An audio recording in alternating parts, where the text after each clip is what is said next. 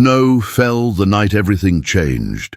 A girl meant to be humiliated, a billionaire known as the Dubai Maharaja, and a single moment that defied every expectation. When Harper Bennett stepped into Noah Sinclair's world, she carried secrets she didn't dare name, wounds hidden beneath silence, truths buried by those who feared her strength. And he, the man untouched by emotion, found himself shaken by a connection he could neither explain nor resist. Tonight, you'll witness the story of a woman who refused to break, and the man who learned to love by standing at her side. If this journey moves you, please subscribe to the channel. With your help, we can reach our first 1,000 subscribers and continue bringing stories like this to life. Let's grow together. Chicago in winter had a way of turning the world into glass. The sidewalks shone with a thin skin of ice. The wind slid between buildings like a blade looking for a gap, and the sky pressed low over the city in a color that felt more like steel than clouds. Harper Bennett stood in front of the hallway mirror in Vivian's house, hands braced on the edge of the console table, breathing carefully as if too much breath might crack something. The dress on her body did not feel like hers. It was beautiful in the way expensive things were beautiful. Smooth fabric, elegant fall, the kind of muted shine that caught light even in dim rooms. But it was also wrong. Not in a way anyone would dare name out loud, not in a way that could be proven. Wrong in the way a borrowed life could be wrong. The neckline sat just a little too open for Harper's comfort, as if the dress had been chosen to make her feel watched. The waist pinched in a way that made her hyper-aware of every swallow, every inhale. The hem skimmed the floor just enough to threaten a trip if she moved too quickly, another silent instruction to be careful, to be small, to be grateful. Behind her, Vivian moved with the calm precision of a woman who believed she was born to be seen. Vivian Bennett did not hurry. She did not second-guess. She simply glided in her robe of pale silk, checking Harper's reflection like she was inspecting an arrangement of flowers she might return if she didn't like the color. "Turn," Vivian said, voice light, amused. Harper obeyed, slowly, because she'd learned that speed could be interpreted as attitude. Vivian's eyes narrowed, not with concern but with calculation. "It's not terrible." Harper's fingers tightened on the edge of the table. Not terrible. As if Harper were a chair, a curtain, an accessory that either matched the room or ruined it. Vivian came closer, her perfume reaching Harper before her hands did, something expensive and floral, something designed to linger long after a person left, like a signature. Vivian plucked at the fabric near Harper's shoulder. "Don't slouch," Vivian murmured. "If you're going to stand next to people who matter tonight, at least stand like you belong." Harper swallowed. "I didn't say I wanted to go." Vivian's smile appeared, smooth and practiced. "Of course you want to go. You're just not wise enough to realize it." Her gaze flicked to Harper's face. "This is a room full of opportunity. You're going to be grateful you were included." Included. Harper almost laughed, but the sound stayed trapped in her chest because laughter was dangerous in Vivian's house. Laughter could be interpreted as mockery, and mockery had consequences. Vivian stepped back, satisfied, and Harper caught a glimpse of her stepmother's own gown hanging on the nearby door. Structured, designer, perfect. Vivian's dress looked like it had been made for her body, and her body alone. Harper's looked like it had been pulled from a closet and given a task. Vivian lifted a small velvet box from the table and opened it. Inside lay earrings that glittered like tiny, sharp stars. "These," Vivian said, "will help." Harper's eyes stayed on the box. "They're not mine." Vivian's gaze hardened for a fraction of a second, the warmth in her voice becoming something colder underneath. "Neither is that roof over your head. Neither is the car that will take you downtown. Neither is the name you're using." She closed the box with a soft click. "Put them on." Harper reached for the earrings. Her hands were steady, but her heart wasn't. She could feel it beating in her throat. in her wrists, in the tender part of her ribs that always seemed bruised in Vivian's presence. Vivian watched her place the earrings in her ears and said, almost cheerfully, "Tonight is one of Chicago's biggest fundraisers. Cameras everywhere, important donors, influential wives, and of course," Vivian's eyes gleamed, "Noah Sinclair." Harper knew the name the way everyone knew it. Even people who didn't follow gossip couldn't escape it. Noah Sinclair had become one of those men who existed in headlines, as if the world had agreed to treat him like a landmark. Billionaire, philanthropist, untouchable. Tabloids called him the Dubai Maharaja because of his luxury seasons in Dubai, his private jets, his oceanfront villas, his flawless public image that never seemed to wrinkle. Harper's throat tightened. "I'm not going for him." Vivian's laugh was soft, like a bell that only rang for certain ears. "No, darling. You're going because I said so and because it will be entertaining." The word landed with a thud in Harper's stomach. Vivian turned toward the doorway. "Don't forget your coat. It's freezing." Harper stared at her back. The irony tasted bitter. Vivian could speak about warmth while planning coldness. Upstairs, Harper had a small room that used to be an office before Vivian decided Harper deserved a space that was out of the way. She moved like a ghost through the hall, retrieving her modest winter coat, wool, older, practical. She held it in her hands and looked at the fabric, at the simple buttons, at the wear, at the cuffs. It was hers, a small comfort, almost a rebellion. When she came downstairs, Vivian was already waiting, perfectly dressed, hair glossy, makeup impeccable. She looked like the kind of woman who belonged in a ballroom even when she stood in a living room. Vivian's eyes swept Harper one last time. "Remember," she said, "smile. If you don't smile, people will think you're ungrateful." Harper's voice came out quieter than she intended. "And if I do smile?" Vivian's smile sharpened. "Then people will think you're lucky." The car ride downtown was silent, filled with the soft hum of tires against winter roads. Streetlights blurred into gold streaks through the window. Chicago looked beautiful and distant, like a city that didn't care if Harper existed. Vivian scrolled on her phone, thumb moving with lazy confidence, stopping occasionally to glance at Harper, as if checking whether Harper was still there. As they approached the hotel, the kind of hotel that didn't feel like a building so much as a statement, Harper saw it, the flood of light spilling from glass doors, the line of black cars, the photographers clustered like birds waiting for movement. A red carpet stretched across the entrance, bright against the winter darkness. Her stomach clenched. Vivian leaned toward Harper without looking away from her phone. "Don't embarrass me."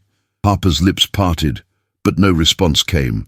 She didn't have a sentence that would change anything. She didn't have a power that matched Vivian's. The car door opened. Cold air rushed in, biting Harper's exposed skin.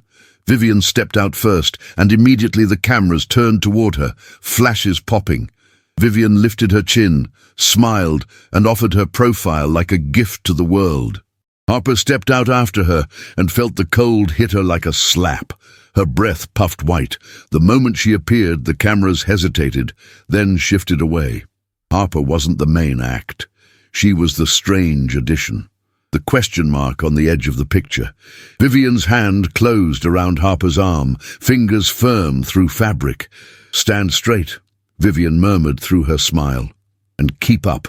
Inside, warmth wrapped around Harper. Perfume, polished marble, soft music. The lobby glittered with money. People moved like they had all learned the same choreography, slow turns, light laughs, confident gestures. Vivian guided Harper through the crowd with the ease of someone walking through her own living room. The ballroom doors opened, and Harper felt the sound first, voices layered over music, laughter, the clink of glasses. Light poured from chandeliers, and everything seemed to shine. Jewelry, champagne, sequined dresses, cufflinks, smiles. Harper's heart beat harder, because this was the kind of room where judgments were made in seconds. Vivian's friends appeared like perfectly placed decorations, women in gowns that looked sculpted, men in tuxedos who spoke as if they owned the air. "Oh, Vivian," someone chirped, stepping forward. "You look divine." Vivian kissed cheeks with practiced affection. "Thank you. It's for a good cause, after all." A woman's gaze slid to Harper. Not directly. Never directly. It swept like a spotlight searching for flaws. "And this is—" the woman asked, tone polite. Vivian's hand tightened on Harper's arm. "Harper," Vivian said, as if offering a name with a shrug. "My husband's daughter. My husband's daughter. Not stepdaughter. Not family. A possession left behind." Harper forced a smile. "Nice to meet you." The woman's eyes flicked over Harper's dress. "How sweet," she said, but her voice did not sound sweet. "It's wonderful that you're included." Vivian laughed lightly, delighted, and Harper felt the room tilt with the quiet cruelty of it. Harper drifted toward the edge of the crowd when she could, trying to become furniture again. She held a glass of water because she didn't trust her hands with champagne. The music was elegant, strings that sounded like they were trying to convince everyone that beauty meant goodness. Harper watched couples speak close, watched women tilt their heads and laugh into men's ears. She watched the effortless intimacy of people who never had to earn their place in a room. She pulled her coat tighter around her shoulders, even though coats weren't meant to be worn inside. She didn't care. She was cold anyway. Then the room shifted. It was subtle at first, a turning of heads, a pause in laughter, the way conversation changed direction, like a current suddenly finding a stronger pull. Harper followed the movement with her eyes and saw him. Noah Sinclair entered as if the room had been built for him to walk through. He wore a black tuxedo that fit him like it had been tailored to his breath. His posture was calm, not stiff, like a man who never needed to prove he belonged because belonging followed him. Dark hair neatly styled, a face that had appeared in 1,000 articles, but looked more serious in person, more human in the way his eyes didn't sparkle for cameras. They assessed.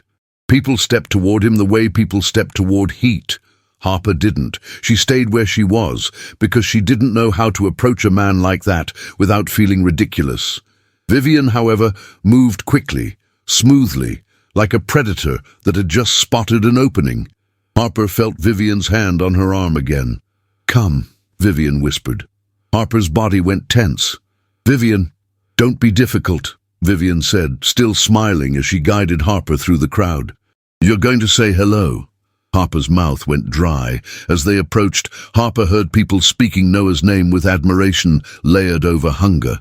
Noah turned slightly as Vivian arrived, and Harper saw his eyes meet Vivian's for a polite moment, then drop briefly to Harper. It was not a glance, it was a stop, a pause so quiet it was almost imperceptible. But Harper felt it anyway, as if the air had shifted around her. Vivian's voice turned bright. "Noah, darling, how wonderful to see you." Noah's expression remained composed. "Vivian." She laughed as if they shared a joke. "You're a miracle worker, truly. The city is obsessed with you." Noah's gaze returned to Harper. It didn't roam. It didn't skim. It held. Harper's fingers tightened around her water glass. Vivian turned, pulling Harper slightly forward. "This is Harper," Vivian said. She insisted on tagging along. "You know how young women are, always chasing a fantasy." Harper's breath caught. Vivian's words were a trap designed to make Harper look foolish, needy, opportunistic. Harper waited for Noah's polite dismissal, waited for the heat of embarrassment to rush to her face, waited for the moment Vivian would enjoy. Noah didn't smile. His eyes stayed on Harper, and something in his gaze sharpened, not with irritation, but with focus. He looked at Harper's coat worn indoors, at the faint tremble she couldn't fully hide, at the way she kept her shoulders braced as if expecting a hit. Then he looked at Vivian. The room around them seemed to quiet in response, not because anyone had stopped speaking, but because Noah's presence rearranged attention. "No," Noah said calmly. Vivian blinked. "Pardon?" Noah's voice stayed even, almost gentle. She didn't insist on anything. Vivian's smile froze for half a second. Harper's heart slammed against her ribs.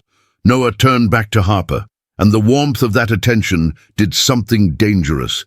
It made Harper feel, for a moment, like she was not alone in the room.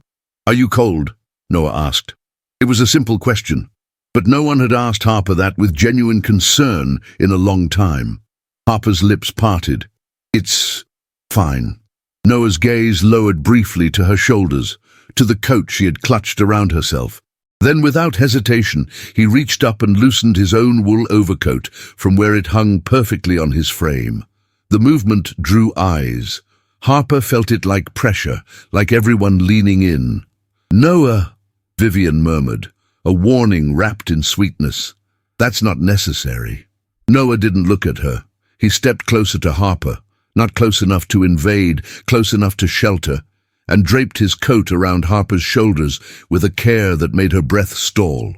The coat was warm, heavy. It smelled faintly of clean fabric and something subtle, expensive, but not loud.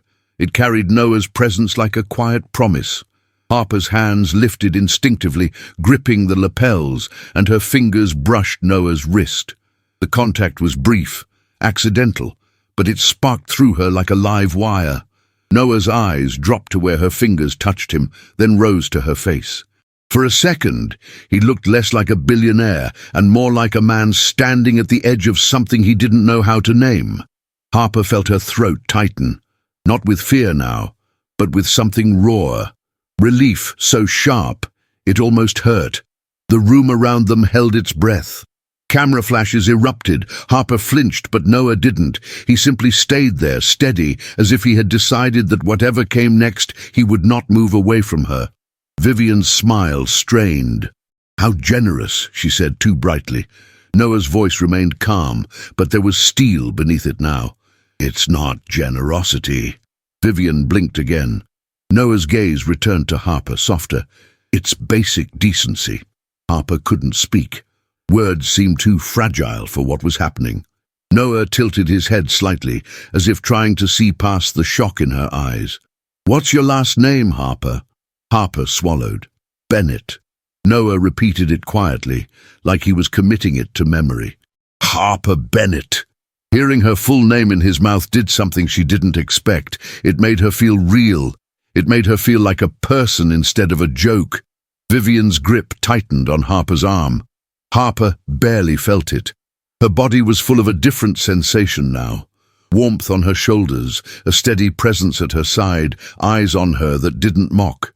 Noah angled his body, subtly placing himself between Harper and Vivian, as if instinctively shielding her. Not theatrically, not aggressively. Just there. Harper looked up at him, coat collar brushing her cheek, and found herself caught in the intensity of his gaze. 10 seconds, the tabloids would later claim. Harper didn't know how long it was. She only knew that in the space between one breath and the next, something had shifted, something irreversible. Noah's voice lowered, meant only for her. "You don't have to stand here if you don't want to." Harper's fingers tightened on the coat. I don't want to cause trouble." Noah's eyes held hers. "You didn't." The words were quiet, but they felt like a door opening somewhere deep inside her. Vivian forced a laugh.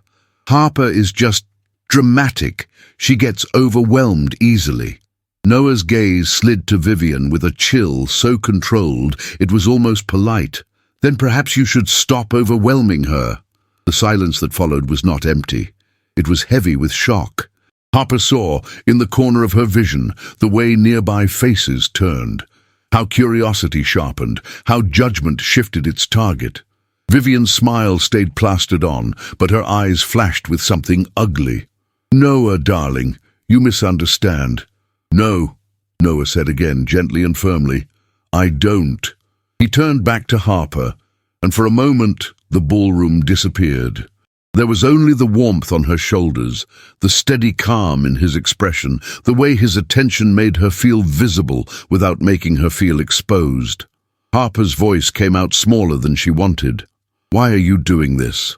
Noah's eyes softened, just slightly. "Because I saw what you were being asked to endure." Harper's lashes fluttered as she fought the sting behind her eyes. She would not cry here, not in this room, not in front of Vivian. But her body was betraying her anyway, emotion pooling in her throat, in her chest, in the ache of being treated kindly. Noah's hand hovered near her elbow, not touching, as if asking permission without words. Harper nodded once, almost imperceptibly. His fingers closed gently around her arm, warm through fabric, and guided her away from the center of the crowd toward a quieter side of the room where the light was softer. The touch was not possessive. It was protective. Harper's skin felt too aware. Every nerve seemed tuned to his presence. The coat on her shoulders felt like something she wasn't allowed to have. Care. Behind them, she could feel Vivian's stare like ice pressing into her back. In the quiet corner, Noah released Harper's arm, but did not step away. He remained close enough that she could feel the warmth of him, the subtle scent of clean cologne, the calm that clung to him as if panic simply did not belong in his world. Harper's voice trembled. "They're going to talk." Noah's gaze didn't waver. "They already were." Harper's lips parted, but nothing came.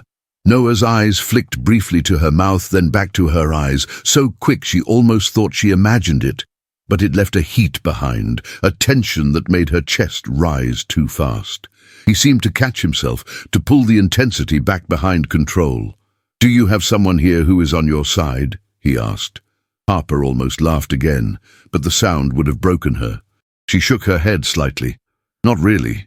Noah's expression tightened, not with pity, but with something like anger at the unfairness of it. "Then you shouldn't be alone." The words landed with a weight Harper didn't know what to do with. Noah lifted a hand toward her shoulder, hesitated, then lightly adjusted the coat collar so it sat more securely. His knuckles brushed her neck by accident, and Harper's breath caught as if her body had been waiting for that tiny touch her whole life. Noah's hand stilled. His eyes met hers again, and this time the calm mask slipped just enough for Harper to see something beneath, a hunger for honesty, a shock at his own reaction, a pull he wasn't pretending. Harper's voice came out like a whisper. "You don't even know me." Noah's gaze stayed on her. "I know what I saw." Another flash popped in the distance. Someone had found their angle again. Noah's eyes narrowed slightly, then he leaned closer, not quite intimate enough to be scandalous, but close enough that Harper could hear him over the music. "Keep your chin up," he murmured. "If you look down, they'll think you're defeated." Harper swallowed. "And if I look up?" Noah's mouth curved into the faintest smile. Something real, something that didn't belong on a magazine cover. "Then they'll realize they can't break you." Harper stared at him, coat warm on her shoulders, heart racing, and for the first time all night, she felt something other than fear. She felt seen. Across the room, Vivian raised her glass as if nothing had happened, but Harper saw the tension in her jaw, the tightness in her eyes. Vivian was already thinking, already planning how to turn this back into control. Harper didn't know what tomorrow would bring. She didn't know how brutal the headlines would be, how sharp the gossip would turn, how fast the city could chew her up. She only knew that right now, in this moment, Noah Sinclair stood beside her as if she belonged there, as if she mattered. And somewhere behind the glitter and music, cameras captured the image that would ignite the world, the Dubai Maharaja's coat around the shoulders of a girl who was never supposed to be anything but a joke. The morning after the fundraiser arrived, not with sunlight, but with a glow of blue-grey cold pressing through Harper's bedroom window. She had barely slept. Every time she closed her eyes, flashes exploded behind her eyelids. The echo of camera bulbs burning images she couldn't stop seeing. Noah's coat around her shoulders, Noah's hand adjusting her collar. Noah's voice, low and protective, telling her she wasn't defeated. She pressed a hand to her chest, willing her heartbeat to slow. Her phone buzzed again, and again, and again. She didn't want to look, but the constant vibration made silence impossible. When she finally turned the phone face up, she froze. Her notifications were overflowing. Dozens, hundreds, messages from unknown numbers, mentions she didn't want to see. Screenshots poured into her feed like a river breaking its banks. She tapped one link and felt the world tilt. A headline blared across the screen in bold letters. The Dubai Maharaja gives his coat to mystery girl who is Harper Bennett. Her lungs tightened. She clicked another. Noah. Sinclair's unexpected act of intimacy sets the internet ablaze. The ballroom beauty stealing Chicago's attention. Ballroom beauty. Harper nearly laughed from the absurdity of it. She didn't feel like a beauty. She felt like someone who had stumbled into a spotlight she never asked for. She closed the article, but more thumbnails waited for her. Zoomed photos of her face flushed under chandelier lights, her eyes wide, Noah's coat thick around her shoulders, Noah standing close enough that it looked like he was claiming her. Her lips parted in disbelief. They made it look like she belonged to him. A knock hit her door like a blow. She startled. Vivian didn't wait for permission to enter. She swept inside wearing a silk pajama set and an expression sharp enough to cut marble. "So," Vivian said, arms crossed, "care to explain this?" Harper swallowed hard. "Explain what?" Vivian lifted her phone, waving the screen like evidence. "You're everywhere, Harper. Everywhere. Do you have any idea what you've done?" Her tone wasn't confused. It wasn't frightened. It was angry, furious. Vivian stepped closer. This was supposed to be a simple night. You show up, you smile, you stay quiet. And somehow, she hissed, you ended up in Noah Sinclair's coat. Harper felt heat rise in her cheeks. "I didn't do anything. Vivian, I didn't even speak to—" Vivian cut her off, voice dripping venom. "Do you think anyone will believe that? Do you think the world will look at you and not assume you did something to get his attention?" She tapped her phone. "You are trending, Harper, trending. Do you understand what that means? It means every step you take now reflects on me." Harper forced herself to breathe. "I didn't ask for any of this." Vivian scoffed. "You never ask. Things just happen to you, don't they?" She paced the room, agitation radiating from her. "I need to control this narrative. I need statements prepared. And you—" Vivian pointed at her like an accusation. "You will cooperate. You will not speak to anyone without my approval. You will not post. You will not respond. You will not move unless I say so." Harper's stomach clenched. "Vivian, please." Vivian's smile was sharp and thin. "If you make me look foolish, I promise you, you will regret it." The door slammed behind her. Silence swallowed the room. Harper sat on the edge of the bed, inhaling slowly, trying not to cry. But the pressure behind her eyes was unbearable. She felt like the walls were closing in. A new vibration hit her phone. No number, no contact name, just a message. "Are you safe?" Harper's heart skipped. She knew who it was before she opened it. She hesitated, then typed back with trembling fingers. "I don't know." 2 seconds passed, then another message arrived. "Where are you?" Harper closed her eyes. She could almost hear that voice, calm, steady, warm in a way that didn't match the cold world he occupied. "At home," she replied. A brief pause. "I'm sending a car. Please let me talk to you, not publicly. Somewhere quiet." Harper's breath caught. She couldn't imagine facing Noah Sinclair, not after being splashed across headlines, not after being accused by Vivian of chasing him. And yet, she remembered the look in his eyes when she whispered, "Why are you doing this?" She remembered the answer that felt like a lifeline. "I saw what you were being asked to endure." She typed a single word, "Okay."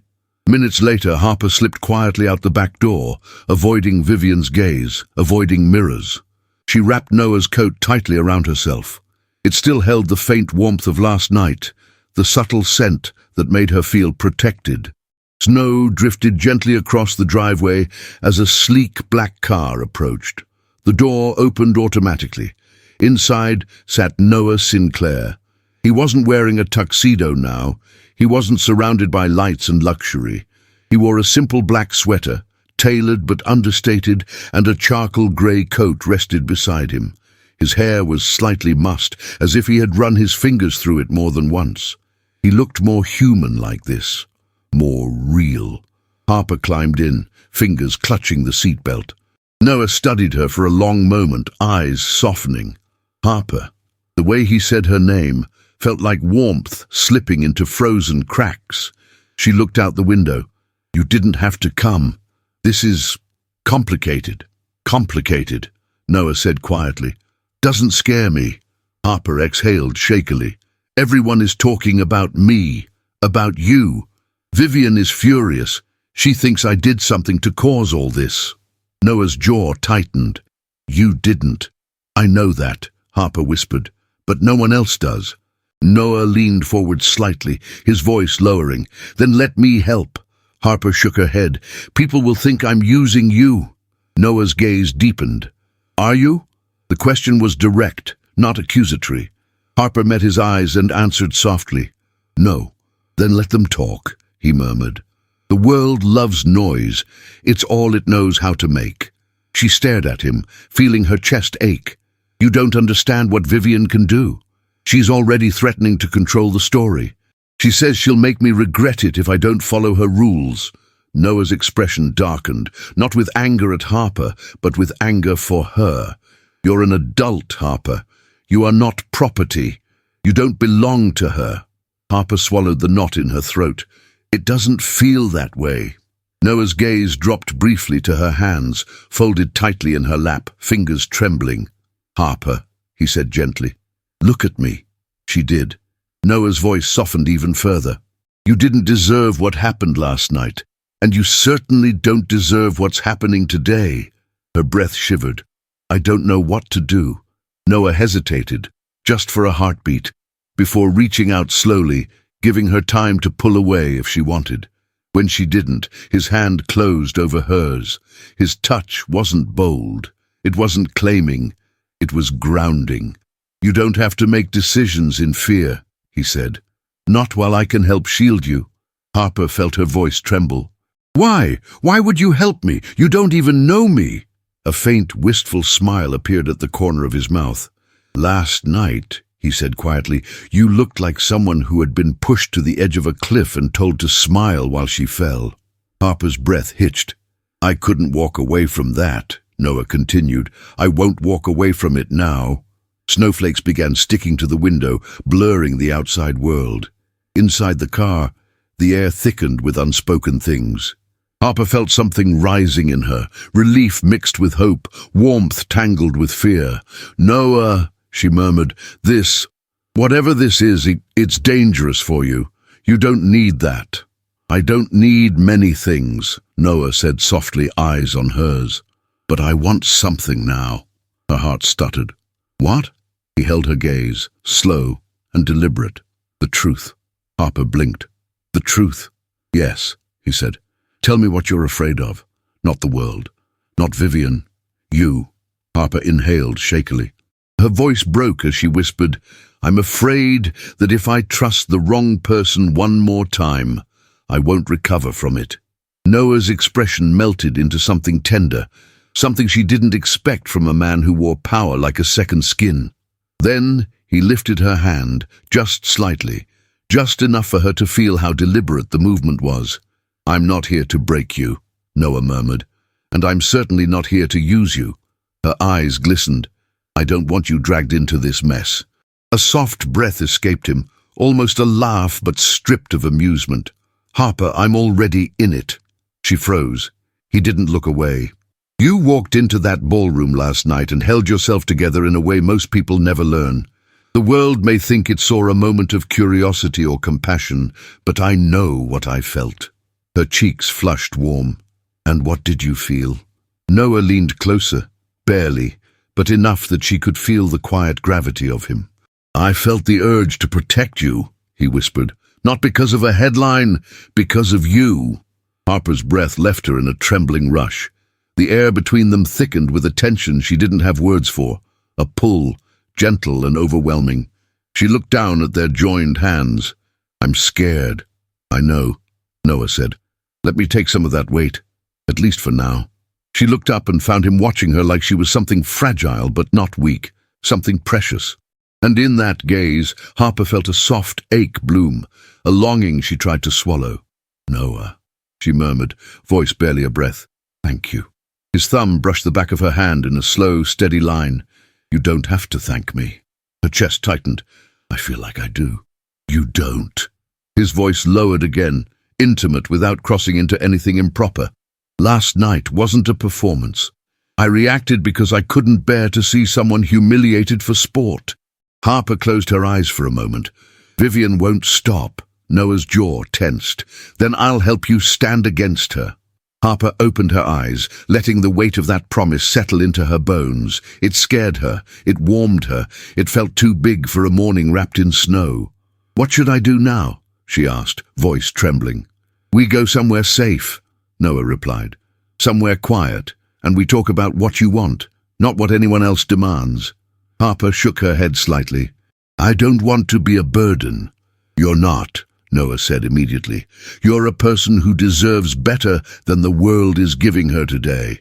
She stared at him again, heart unspooling, slow and vulnerable. Noah cleared his throat softly. May I?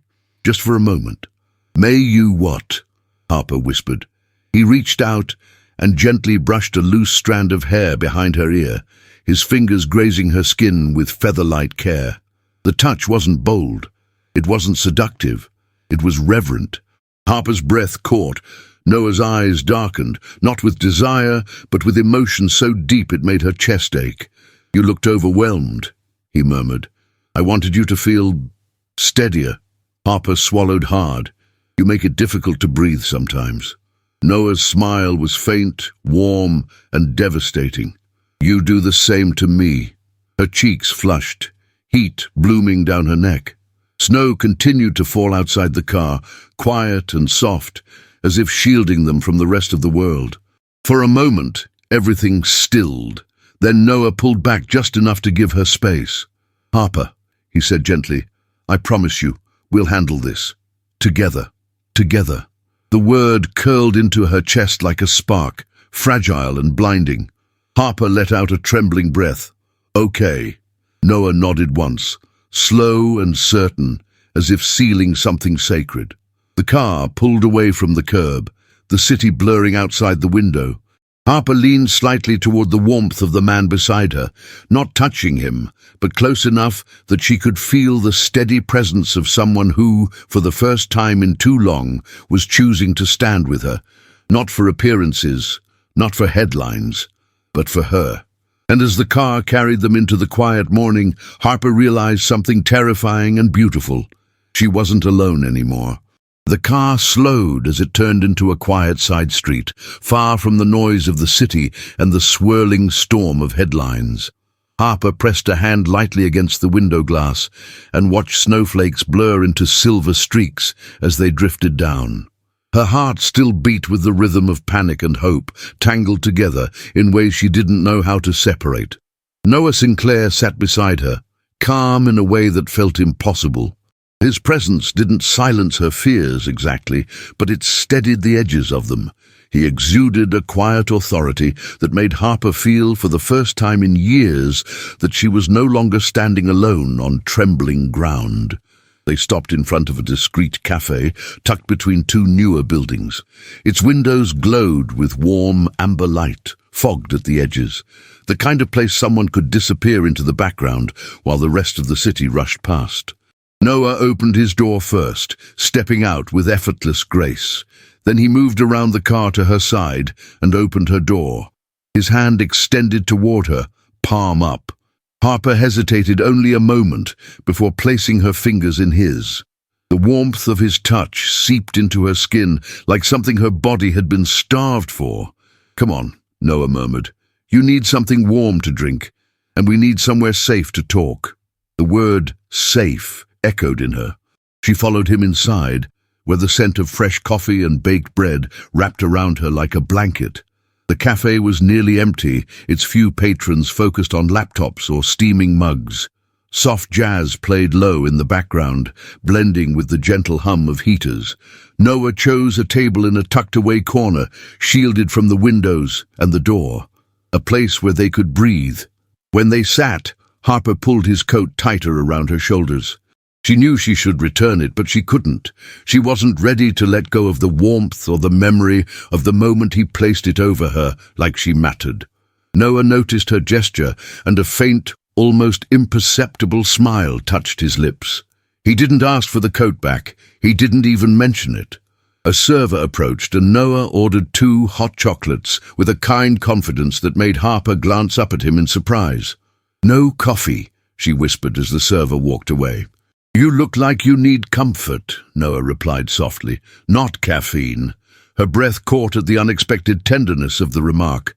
Silence settled between them for a moment. Not awkward, but thick with unspoken things.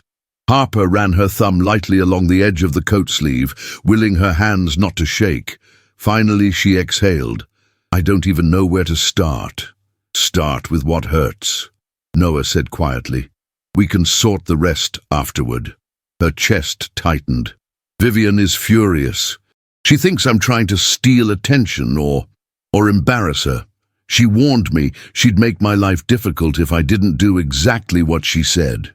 Noah's eyes darkened with a protective intensity that sent a shiver down her spine.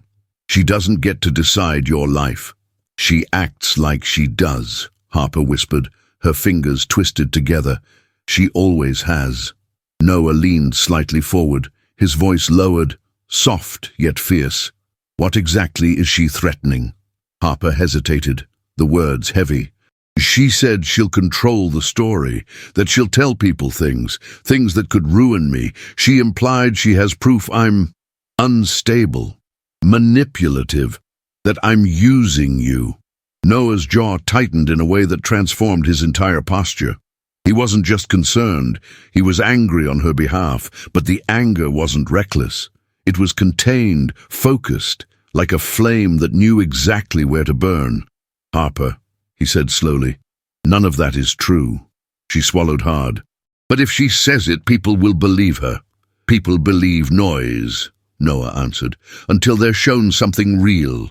Harper's heart fluttered painfully. "And what is real, Noah?" His gaze held hers with an intensity that made the room fade. "You." The word settled into her bones with unexpected force. The server returned with their drinks, breaking the spell. When the warm mugs were placed in front of them, Harper curled her fingers around hers, letting the heat seep into her palms. Noah didn't touch his drink.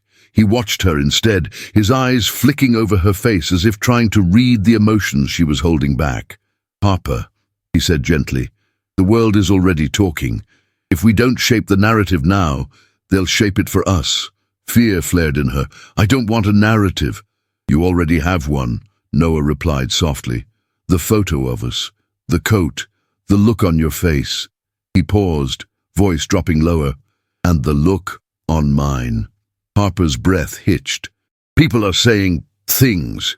Noah nodded once. "They will continue to." "And what do we do?" Noah took a slow, deliberate breath, as if choosing his words with care. "We make a choice," he said. "Together." The last word trembled between them, fragile and charged. Harper placed her mug down. "What kind of choice?"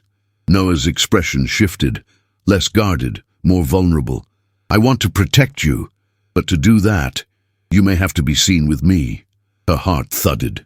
"Seen how?" "In a controlled way," Noah explained. "Publicly, I mean. Just for a short time. Enough to keep the press from inventing their own story. Enough to keep Vivian from twisting this into something ugly." Harper stared at him, pulse fluttering wildly.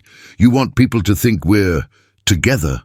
Noah inhaled softly, his eyes never leaving hers. "I want people to know I'm standing with you." She felt the world tilt slightly. "Noah, that could destroy your image." "Images heal," he said. "People, on the other hand..." His eyes softened again, and he didn't finish the sentence. He didn't have to. Harper pushed a hand through her hair unconsciously. "I don't want you to do something that hurts you." "What hurts me," Noah answered slowly, "is seeing you be treated like you're disposable." Emotions swelled in her chest, sharp and overwhelming. She lowered her gaze. "I don't know if I can handle being in the spotlight. I don't know how to walk into a room with you and not feel like everyone is judging me."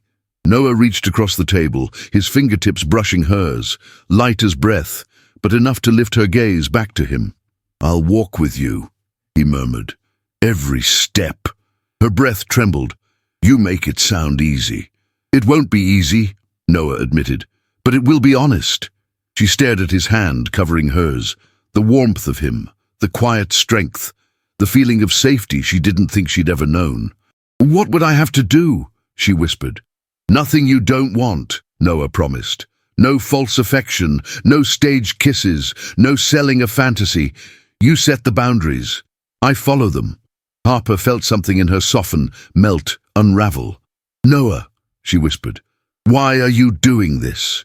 He held her gaze, unflinching. Because I saw you last night. Not the dress, not the cameras. You. Her throat tightened. What did you see? A woman who deserved better than what she was being given. His voice lowered, almost breaking. And I couldn't walk away from that. Harper closed her eyes for a moment, steadying herself. When she opened them again, Noah was still watching her like she was the center of the world. Noah, she said softly, I'm scared. I know, he whispered. I am too. His honesty shook her. You're scared? She asked, surprised. He nodded. Because I don't want to fail you, or hurt you, or let the world tear you apart. Harper's breath trembled, and Noah's thumb brushed her knuckles in the gentlest caress she had ever felt. You won't, she said quietly, surprising herself with the certainty in her voice.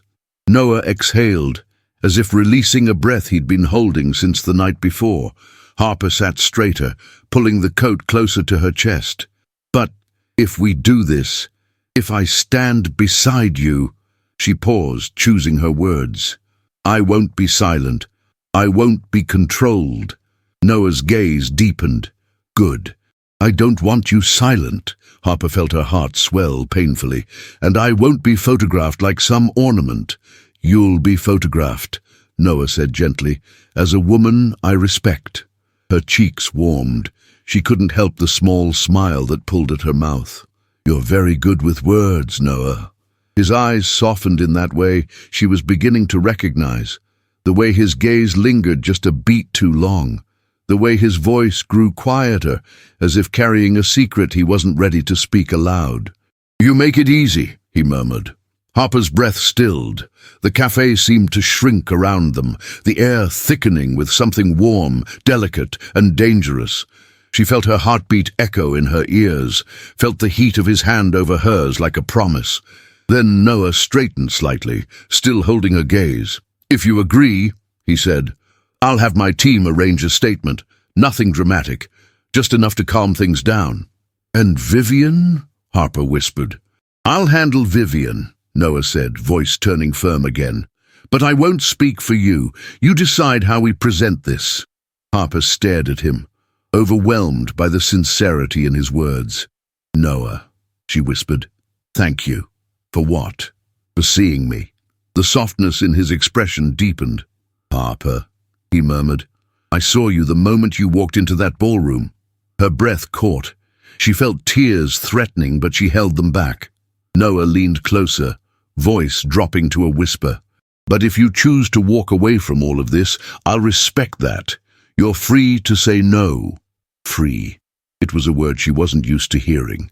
She looked down at his coat wrapped around her shoulders and whispered, almost to herself, I don't want to run anymore. Noah's fingers tightened gently around hers. Then don't. Harper lifted her eyes, meeting his steady gaze. Okay, she whispered, let's do this, but on my terms. A slow, relieved smile spread across Noah's lips, quiet and devastating. Your terms, he promised, always. The intensity of the moment made Harper's breath tremble again. She didn't pull her hand away, neither did he. Outside, snow continued to fall softly against the windows, as if shielding them from everything waiting beyond the cafe walls. Harper inhaled a slow, shaky breath, letting the warmth settle deeper into her chest. For the first time in a long time, she didn't feel like she was bracing for impact. She felt like she was standing at the beginning of something she wasn't sure she deserved, but desperately wanted. Noah watched her with a tenderness that unraveled her carefully built walls. His voice came softly across the table, low enough to feel private. Harper, he said, whatever comes next, I'm here. Her heart opened, just a little.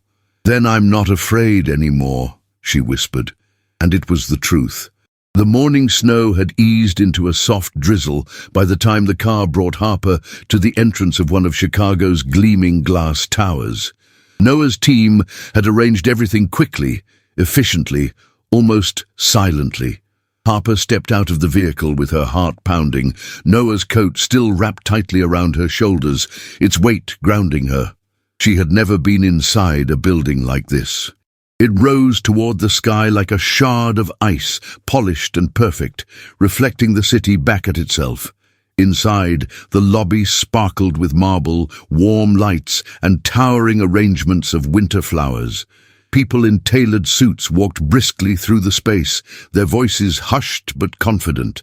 Harper felt her breath catch as she crossed the threshold, as if she were stepping into a world made of money and secrets. Noah was already waiting for her near a set of private elevators. He wasn't surrounded by assistants or cameras today. He wore a simple dark coat, soft charcoal sweater, and well-fitted slacks. His hair was slightly tousled, as if the wind had caught it during his walk from the car. When he saw her, something in his expression softened instantly.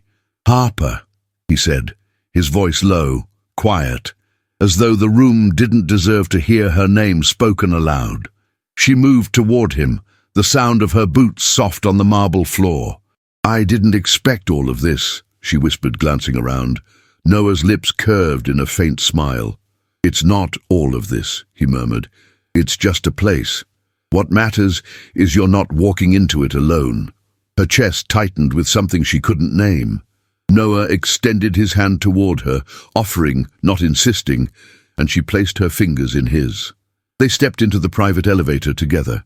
It was quiet inside, lined with brushed steel and soft lighting. Harper watched their reflections in the mirrored panel, Noah, composed and steady, herself, wearing his coat like an anchor. She shifted slightly, feeling her pulse quicken. "Noah," she said softly, "I don't want to be a burden." His gaze snapped to hers, intense and unwavering. "You're not. Not now. Not ever." Her breath trembled. The elevator rose smoothly, offering no jolt, no warning. Harper felt the pressure in her ears, but Noah's hand, warm and sure around hers, steadied her. When the doors opened, they stepped into a quiet hallway that led to a small conference room. A panoramic view of Chicago stretched beyond the floor-to-ceiling windows. Snowflakes drifted like delicate white sparks against the glass. Inside, a woman stood near the desk. She was striking, tall, confident, poised. Her hair was styled in flawless waves, her dress designer and elegant. She turned as they entered, offering Noah a bright smile. "Noah?" she greeted warmly. "We were just talking about scheduling. Elias is running behind." Noah nodded politely. Mara Klein." Harper recognized her name from the society pages. She was everything Harper wasn't. Glamorous, poised, accustomed to attention. Her gaze flicked to Harper, sweeping over her like she was assessing both her worth and her weakness. "And this must be—" Mara paused delicately, eyes narrowing just slightly. "Harper Bennett." Harper swallowed. "Yes." Mara's smile was smooth as silk. "It's nice to meet you, truly. You caused quite the stir last night." The words were wrapped in pleasantness, but underneath, Harper felt the sting. Mara closed the distance between them in 3 graceful steps. "You're braver than I expected," Mara said softly. Most newcomers to Noah's world crumble after the first headline. Harper felt her stomach twist. Noah stepped closer to her, subtle but firm, a presence that shielded her before she even realized she needed it. "Mara," Noah said calmly, "Harper is here as my guest. Please make her feel welcome." Mara's eyebrows lifted ever so slightly. "Of course." She turned to Harper, her smile widening. "Welcome to the world of glass and whispers." Harper didn't have time to process the comment. The door opened, and Elias Grant swept into the room. Mid-40s, sharp suit, expression already tense. "Noah, we have a problem," Elias said, before even greeting them properly. "The press has escalated." They're demanding statements. Some outlets claim Harper is refusing to comment. Others suggest, "Enough," Noah said firmly. "We'll control this." Elias's eyes briefly darted to Harper, assessing her as if she were a PR crisis instead of a person. "We need to be strategic," Elias added, "and discreet." Noah's voice dropped. "Harper will not be shamed for something she did not cause." Harper felt warmth surge in her chest at his words. Mara folded her arms lightly, watching with a feline curiosity. Elias exhaled.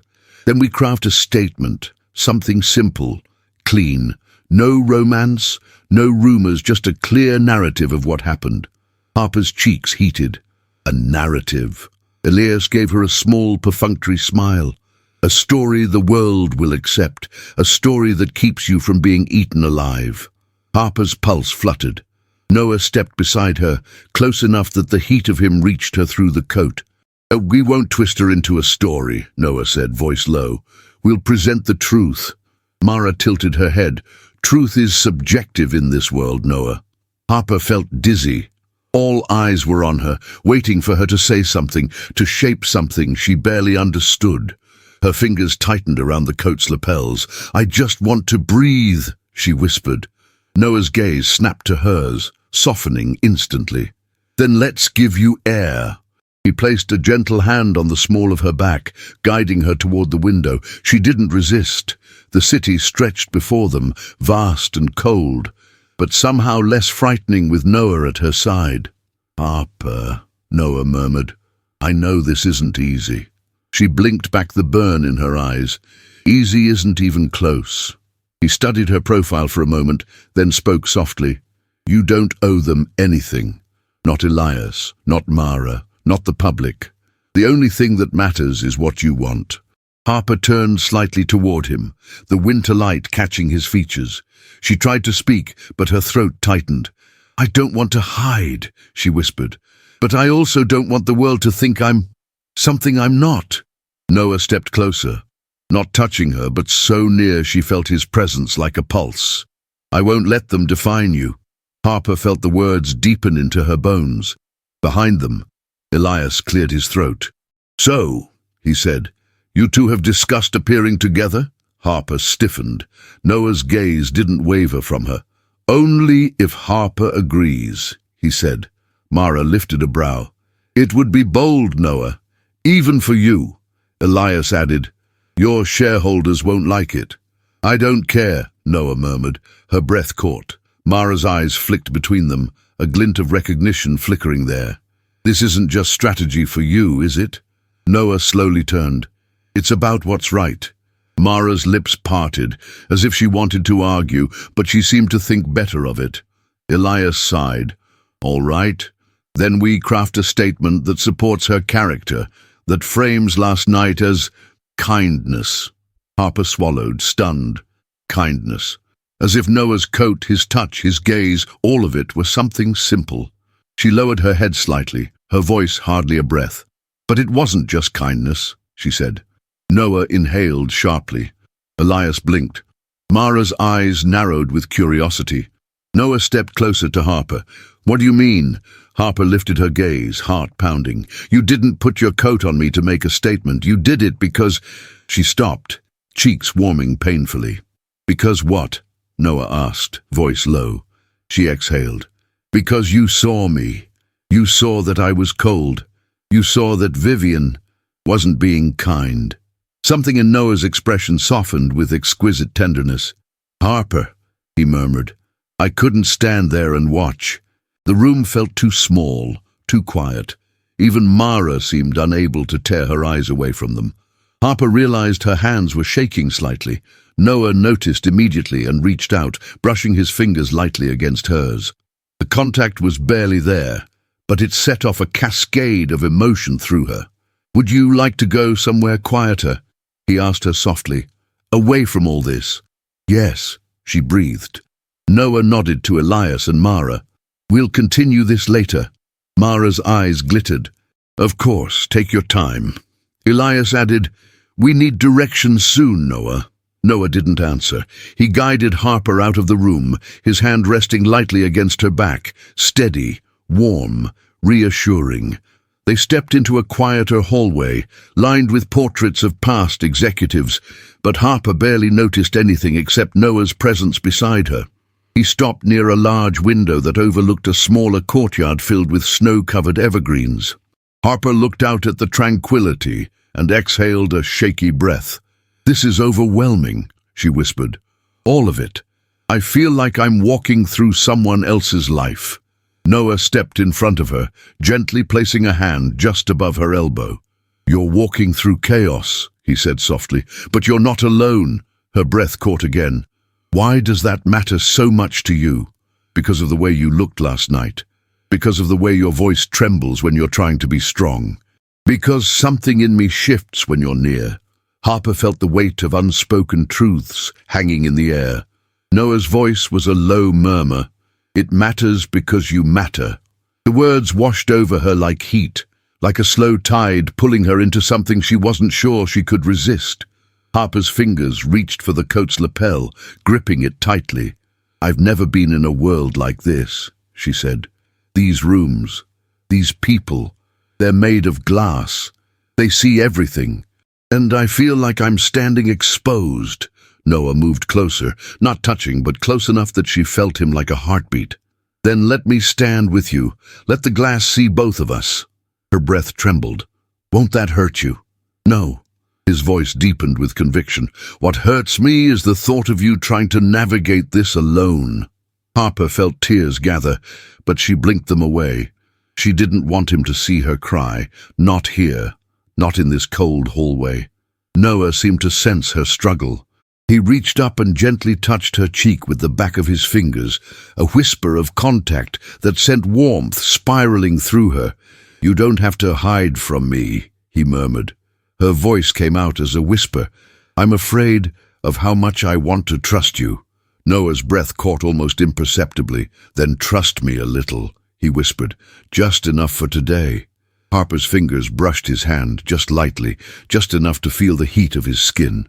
"All right," she said softly. "Just enough for today."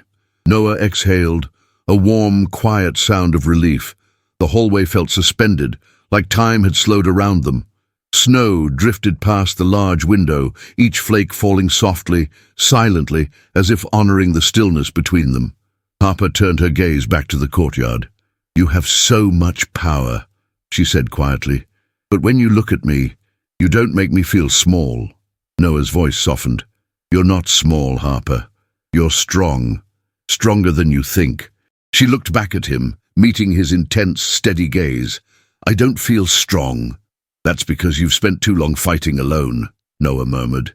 "Let me be beside you." Her chest rose on a trembling inhale. "Noah." He stepped just a half-breath closer. "Yes," her heart pounded. "If we do this, I don't want to be a symbol or a tactic or a distraction." His eyes darkened with something deep and unwavering. "You won't be. You'll be the truth, my truth." Harper felt her knees go weak. Noah lowered his voice to a whisper. "I didn't choose to feel this pull toward you, but I feel it anyway." Harper's lips parted as her breath stilled. "And I think," Noah continued, his gaze never leaving hers, "you feel it too." She did. God help her, she did. Her voice trembled as she whispered, "Yes." Noah's expression softened with something almost reverent. The air between them thickened, warm and fragile and full of promise. Before either could speak again, a soft chime echoed from Noah's phone in his pocket. The sound broke the moment like a pebble dropped into water, rippling through the space. Noah exhaled, regret flickering through his eyes. "We should go downstairs. There will be press waiting." Harper nodded, though her heart wasn't ready to leave the quiet sanctuary of the hallway. Noah offered his hand again. She took it without hesitation this time. As they walked back toward the elevator, Harper felt steadier, not because the world had grown kinder, but because Noah's presence beside her made the path forward feel possible. When the elevator doors closed behind them, Noah looked at her with a tenderness that made her breath tremble. "Whatever they ask," he murmured, "whatever they say, look at me." Harper nodded, her pulse skittering. "And if you feel overwhelmed," he added softly, "reach for my hand." She met his gaze, her heart opening without permission. "I will," she whispered. The elevator descended smoothly, carrying them back into the world of glass and whispers. But now, Harper wasn't walking into it alone. The temperature had dropped by the time Noah's car brought Harper to the entrance of his quiet, private residence, a place he rarely used except for moments when he needed to think without the weight of an empire resting on his shoulders. The sky was washed in pewter grey, and the snow fell in slow, thoughtful flakes that clung to Harper's hair as she stepped out. The building itself was discreet, wrapped in clean lines of stone and glass, softened by warm lights that glowed like distant lanterns. It didn't scream wealth, it whispered sanctuary. Noah stepped out beside her, adjusting the collar of his dark wool coat. When he turned toward her, the winter breeze shifted, catching a lock of Harper's hair and brushing it across her cheek. Noah reached up without thinking, gently tucking the strand behind her ear. "Are you ready?" he asked softly. Harper drew in a deep, uncertain breath. "I'm not sure, but I'm here." His lips curved in a tender, almost solemn smile. "Then that's enough." Inside, the warmth wrapped around them almost instantly.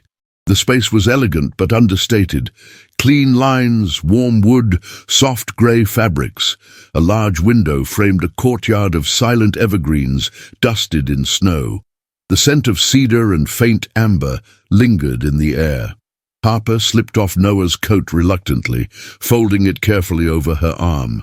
"You can keep it on," Noah murmured, "if it makes you feel warmer." She hesitated, then held the coat close for a moment before laying it over the arm of a chair. "This place is beautiful," she whispered, her gaze drifting across the room. "It's quiet," Noah replied.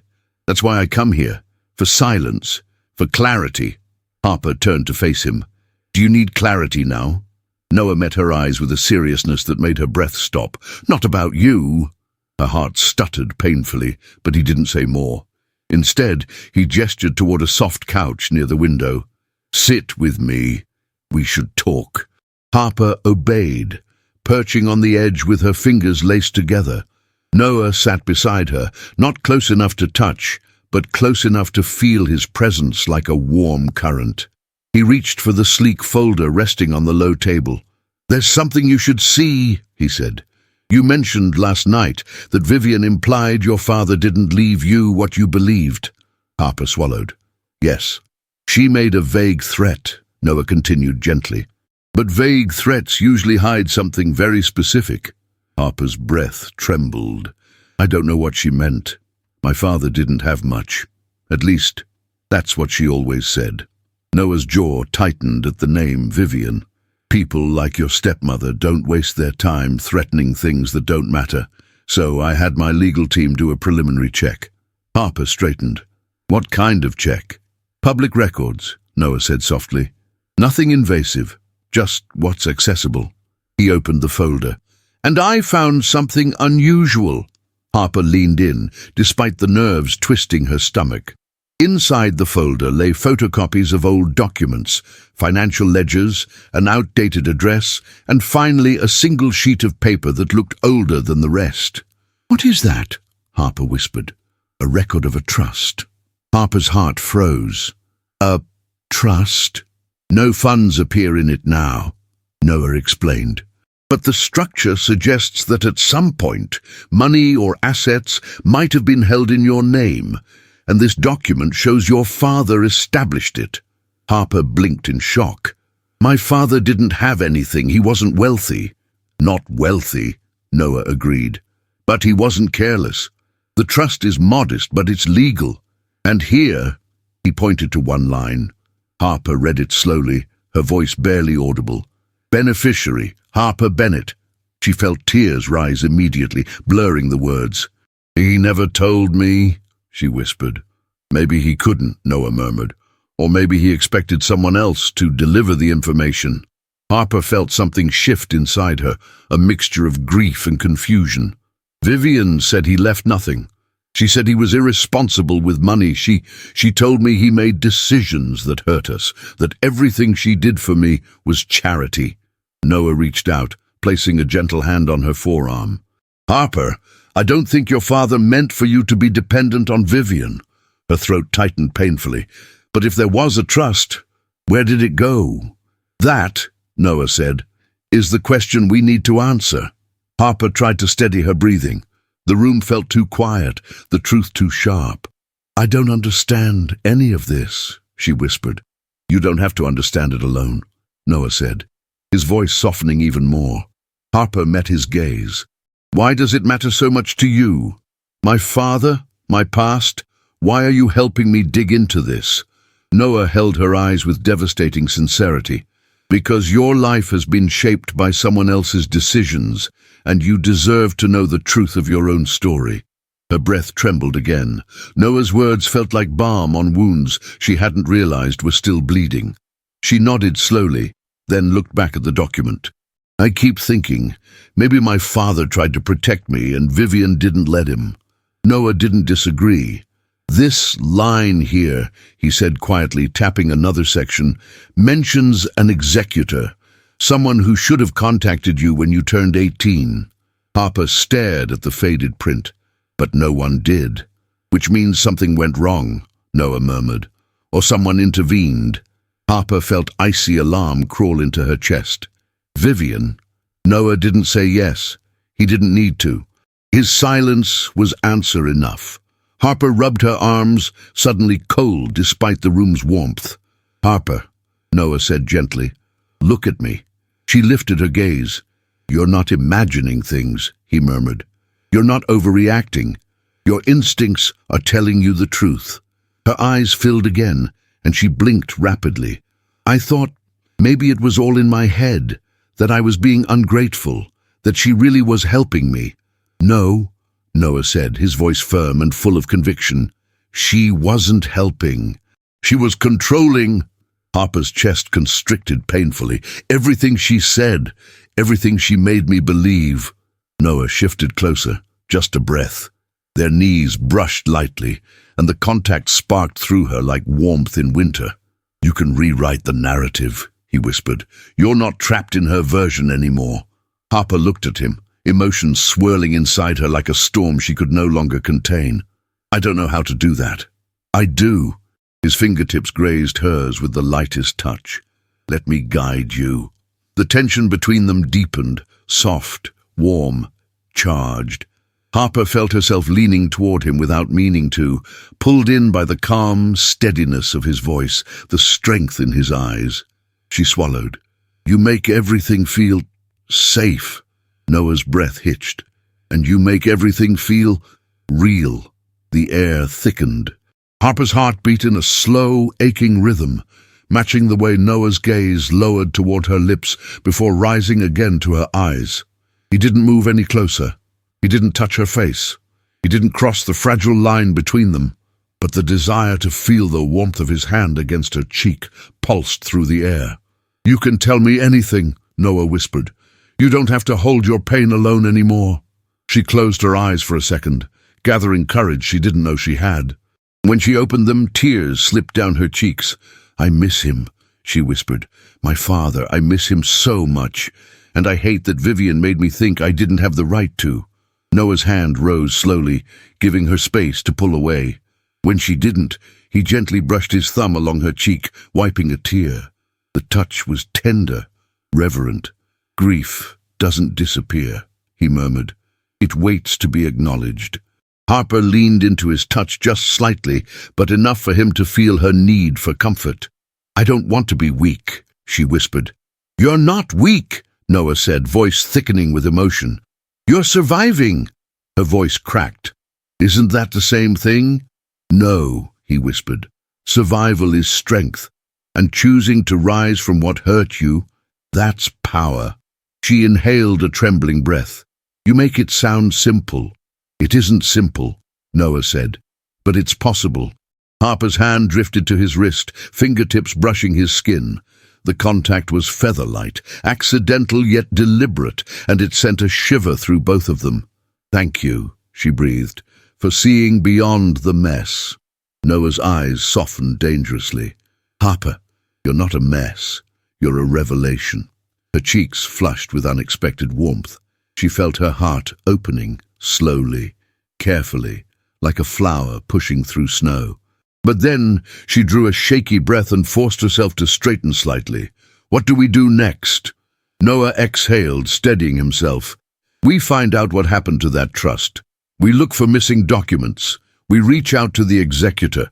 We uncover the truth Vivian buried. Harper nodded slowly. I want to know everything, even if it hurts. Noah's expression gentled. And I'll be beside you, for every step. Harper let her hand fall back into her lap, though she felt the lingering warmth of his touch like an imprint on her skin.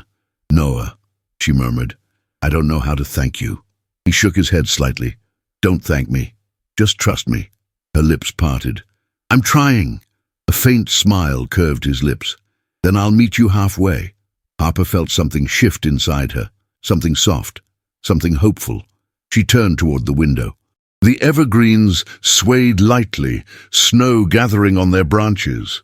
The world outside looked cold and indifferent, but inside the room, warmth thrummed between them. A warmth that felt increasingly like the beginning of something she hadn't dared to wish for. Noah reached for her hand again, taking it gently, intertwining their fingers with a slow, deliberate motion. Harper, he said softly, you're not alone. Not today. Not anymore. Her breath trembled. She didn't speak. She didn't need to. Her hand tightened around his in quiet agreement, and in the soft glow of winter light, surrounded by secrets still waiting to be uncovered, Harper felt, for the first time in years, a fragile, stunning truth blooming inside her. Hope. Real, tender hope. And Noah's hand, warm and steady in hers, felt like the promise she had been missing all her life. The evening sky had already surrendered to darkness when Noah's car stopped in front of Harper's building. Snowflakes drifted lazily beneath the street lamps, glowing gold as they fell onto the quiet Chicago street. Harper hesitated before stepping out, her fingers still wrapped around Noah's hand. She didn't want to let go. Not yet. Not when the warmth of his skin steadied the tremor inside her chest. Noah held her hand a moment longer, his thumb brushing over her knuckles with a tenderness that felt almost reverent. You don't have to go in if you don't want to, he murmured. Harper lifted her gaze to him. I should. Vivian will be watching every move I make. Noah's expression darkened at the name. You're not beholden to her. But I still live under her roof, Harper whispered. He exhaled slowly, as if the thought physically pained him. I hate that you do. Harper's heart tightened. I'll be all right. His eyes softened in contradiction. You don't have to pretend with me. For a second she almost broke. Almost told him she feared walking back into that place where walls had memories sharper than knives. But she steadied herself. She had spent years surviving things without witnesses. Now, she wasn't sure she knew how to let someone else carry even a fraction of her weight. The car door opened, and a hush of cold winter air swept in. Harper stepped out, boots crunching softly against the fresh snow. Noah followed her, closing the door quietly behind them. Snowflakes gathered on Harper's hair, tiny white jewels disappearing against the warmth of her skin. Noah watched her, his breath visible in the air, his eyes tracing her features with a tenderness she didn't know how to accept without trembling. I'll walk you to the door, he said. She wanted to refuse. She also wanted to say yes. The yes won. They walked side by side, close enough for their shoulders to brush lightly with each step. The drift of snow around them felt like moving through a dream. Silent, soft, suspended. When they reached the front steps, Harper stopped. Her breath formed a little cloud in the air. Noah stood one step below her, his height still leaving him towering over her gently, protectively. Thank you for today, Harper whispered. For everything. Noah lifted his hand slowly, touching her cheek with the back of his fingers. Snowflakes melted against his skin. Harper, he murmured, I didn't do anything extraordinary. You did, she said. You stayed. His jaw tightened. Not with anger, but with emotion she wasn't sure he'd ever voiced before. I'm not going anywhere. Her breath trembled. That scares me. I know.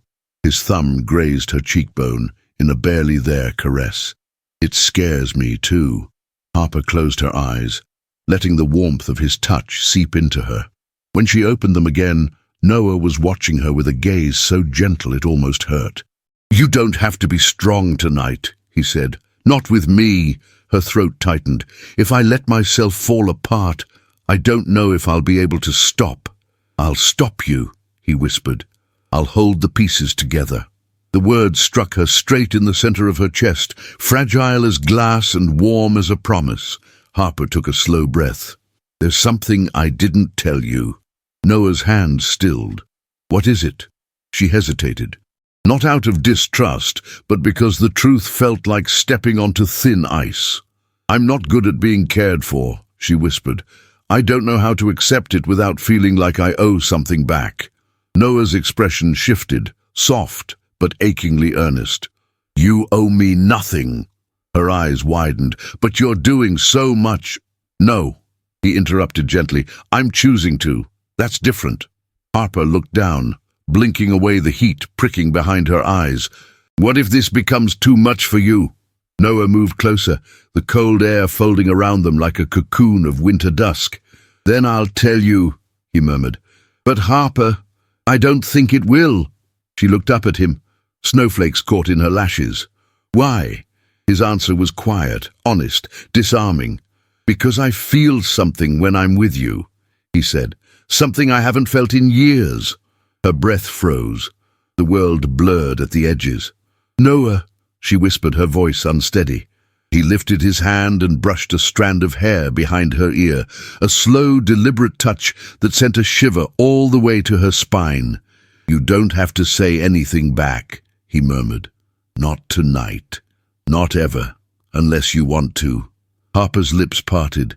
"I don't want to mislead you." "You're not," he said. "I know this is complicated. I know you're still afraid. But I'm here anyway." Harper stepped closer without meaning to, drawn as if the space between them couldn't hold. Noah didn't move, but something in him leaned toward her invisibly, like gravity. She whispered, "What if we're making this harder than it needs to be?" A hint of a smile touched Noah's lips. "Then we take it slow." "How slow?" she murmured. Noah's gaze dropped to her lips before rising again. "As slow as you need." The tension coiled between them. Not urgent, not desperate, but warm and steady, like embers glowing beneath the snow. Harper felt his breath brush her forehead. Her pulse fluttered wildly. "I'm not ready for more." Noah nodded once, solemnly. "I know, but I don't want to go into that house alone," she whispered. The vulnerability in her voice hit him like a blow. "You won't," Noah murmured. "I'll walk you to the door." He meant the literal door, she knew, not the metaphorical one. But for tonight, that was enough. They climbed the final steps together. At the landing, Harper paused, her fingers brushing the doorknob, but not turning it. "Will you stay until I'm inside?" she asked softly. "Of course." She turned, facing him one last time, before stepping into the world she wanted so desperately to leave behind someday. "Noah," she whispered, "I need you to promise something." He stepped closer. "Anything. Promise me you won't let the world twist this." Her voice broke slightly. "Promise me that whatever happens, you'll see me. Not the headlines, not the noise."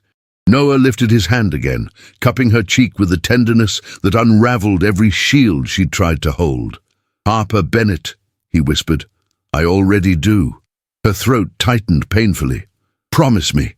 His thumb stroked a tear she hadn't realized had fallen. "I promise." The words wrapped around her like warmth in winter, like something sacred. Harper exhaled, her breath trembling. "Good night, Noah." He didn't step back. Not immediately. His forehead lowered toward hers, just brushing, a whisper of contact. No kiss, no rush, just the gentlest meeting of breath and warmth. "Good night, Harper," he murmured. The air pulsed between them, suspended, fragile, perfect. Then Harper turned the knob and stepped inside before her heart could break open entirely. The door closed softly behind her. On the other side, Noah remained still, snow falling around him like a veil of quiet devotion. He didn't leave. Not until he heard the click of her locks sliding into place. He whispered into the winter air, "You're not alone." Inside, Harper leaned against the closed door, her hand pressed to her heart. For the first time in her life, the world felt unbearably big and beautifully possible. Because someone had seen her, because someone had stayed, and because Noah's promise echoed inside her like the beginning of something she wasn't ready to name, but deeply, desperately wanted. The sun had not yet risen when Harper opened her eyes. Pale grey light crept through the edges of her curtains, brushing gently across her face. She lay still for a moment, listening to the quiet of the house, a quiet that felt deceptive. Beneath it, she sensed tension waiting to snap like a wire stretched too thin. She had barely slept. Every time she closed her eyes, she saw Noah standing in the snow outside her door, his breath forming soft clouds, his gaze holding hers as if he could anchor her through the storm. His promise still echoed inside her, warm and steady. "I promise." The words had followed her into her dreams, soft as snowfall. With a deep breath, Harper rose from her bed and wrapped a robe around herself. She padded quietly into the kitchen, careful not to wake Vivian. The house felt colder than usual, as if anticipating a confrontation. Harper busied herself making tea, her hands trembling just slightly. Her phone buzzed on the counter. One message. "Are you awake?" Her lips curved involuntarily. "Noah," she typed quickly. "Yes." Another vibration came instantly. "Did you sleep?" Her fingers hesitated before typing back. "Not really." A moment later, his message appeared. "Would it help if you came out for breakfast? Somewhere quiet.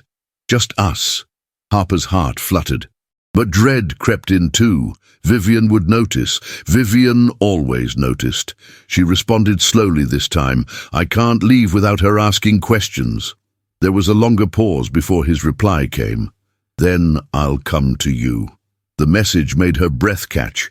She imagined Noah standing outside the house again, cold wind brushing against his coat, his eyes searching for hers. The thought warmed her and terrified her in equal measure. Before she could answer, footsteps echoed down the hallway. Harper straightened abruptly, placing her phone face down on the counter just as Vivian entered the kitchen. She wore a silk robe in deep emerald, her hair perfectly arranged despite the early hour. Vivian's eyes swept over Harper like a blade. "You're up early." "I couldn't sleep," Harper said quietly. Vivian poured herself coffee, her movements precise and controlled. "I imagine you're anxious about yesterday's disaster." Harper stiffened. "It wasn't a disaster." "No?" Vivian turned, arching a brow. "You think becoming the center of gossip overnight is something to celebrate?" "It wasn't my choice to be photographed." Vivian's smile was thin. "Everything is a choice, Harper. You stepped into that ballroom wearing a borrowed dress and desperation. The cameras were inevitable." Harper flinched. "I wasn't desperate." Vivian sipped her coffee, eyes glinting. "You were. And now look at you, trending. Again." Harper felt the tea in her hands shake. "I didn't ask for this."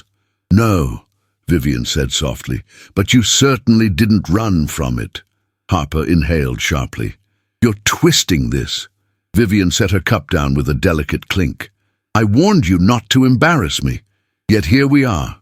Harper's voice faltered. "Vivian, please." "No." Vivian stepped closer. "You will stay out of sight today. No interviews, no outings, no contact with Noah Sinclair." Harper's pulse stuttered. "You can't control who I speak to." Vivian's smile was ice. "Can't I?" Harper swallowed hard, something inside her twisting painfully. But before she could respond, Vivian's phone rang. She answered immediately, her tone shifting into polished sweetness. "This is Vivian Bennett." Harper slipped out of the kitchen quietly, clutching her robe and her trembling breath. She hurried to her room and locked the door behind her. Her phone buzzed again. "Harper, is everything all right?" She pressed a hand over her mouth, steadying her breath before replying. "No. I can't leave right now." A moment passed, then his response came. "I'm coming." Harper's heart squeezed. She typed back quickly. "No, please, if Vivian sees you." His answer interrupted her. "I'm not letting you face her alone." She closed her eyes, exhaling shakily. The idea of Noah walking into this house felt impossible, reckless, yet deep inside her, warmth bloomed. He cared enough to show up, even when she asked him not to. Minutes passed, slow and heavy. Harper dressed quickly, pulling on soft jeans and a warm sweater, brushing her hair into a loose, natural style. She wanted to look calm, strong. She wanted... A knock sounded at the door. Not her bedroom door, the front door. Harper froze. She heard Vivian's heels clicking against the hardwood floor as she walked toward the entryway. Panic surged through Harper, but her legs moved before her thoughts caught up. She slipped out of her room, tiptoeing down the hall just in time to see Vivian opening the door, and Noah standing there, tall, composed, snow melting on his shoulders. His eyes fixed on Harper the second he saw her. Vivian blinked in surprise. "Mr. Sinclair." Noah smiled politely, but it was the kind of polite that carried power beneath it. "Good morning." Vivian straightened her robe, clearing her throat. "To what do we owe this unexpected visit?" "I came to see Harper," Noah said, his voice warm but firm. Vivian's eyes flicked toward Harper, who stood several steps behind, her breath lodged in her throat. "She's busy this morning." "No," Harper said suddenly, her voice stronger than she expected. "I'm not." Vivian shot her a warning glare. "Harper, we discussed this." "No, we didn't," Harper said. "You spoke. I listened. That's not the same thing." Noah looked at her with quiet pride, and something inside her unfurled. Vivian turned back to Noah. "She cannot leave today." "Then I won't ask her to," Noah replied calmly. "I only want to talk."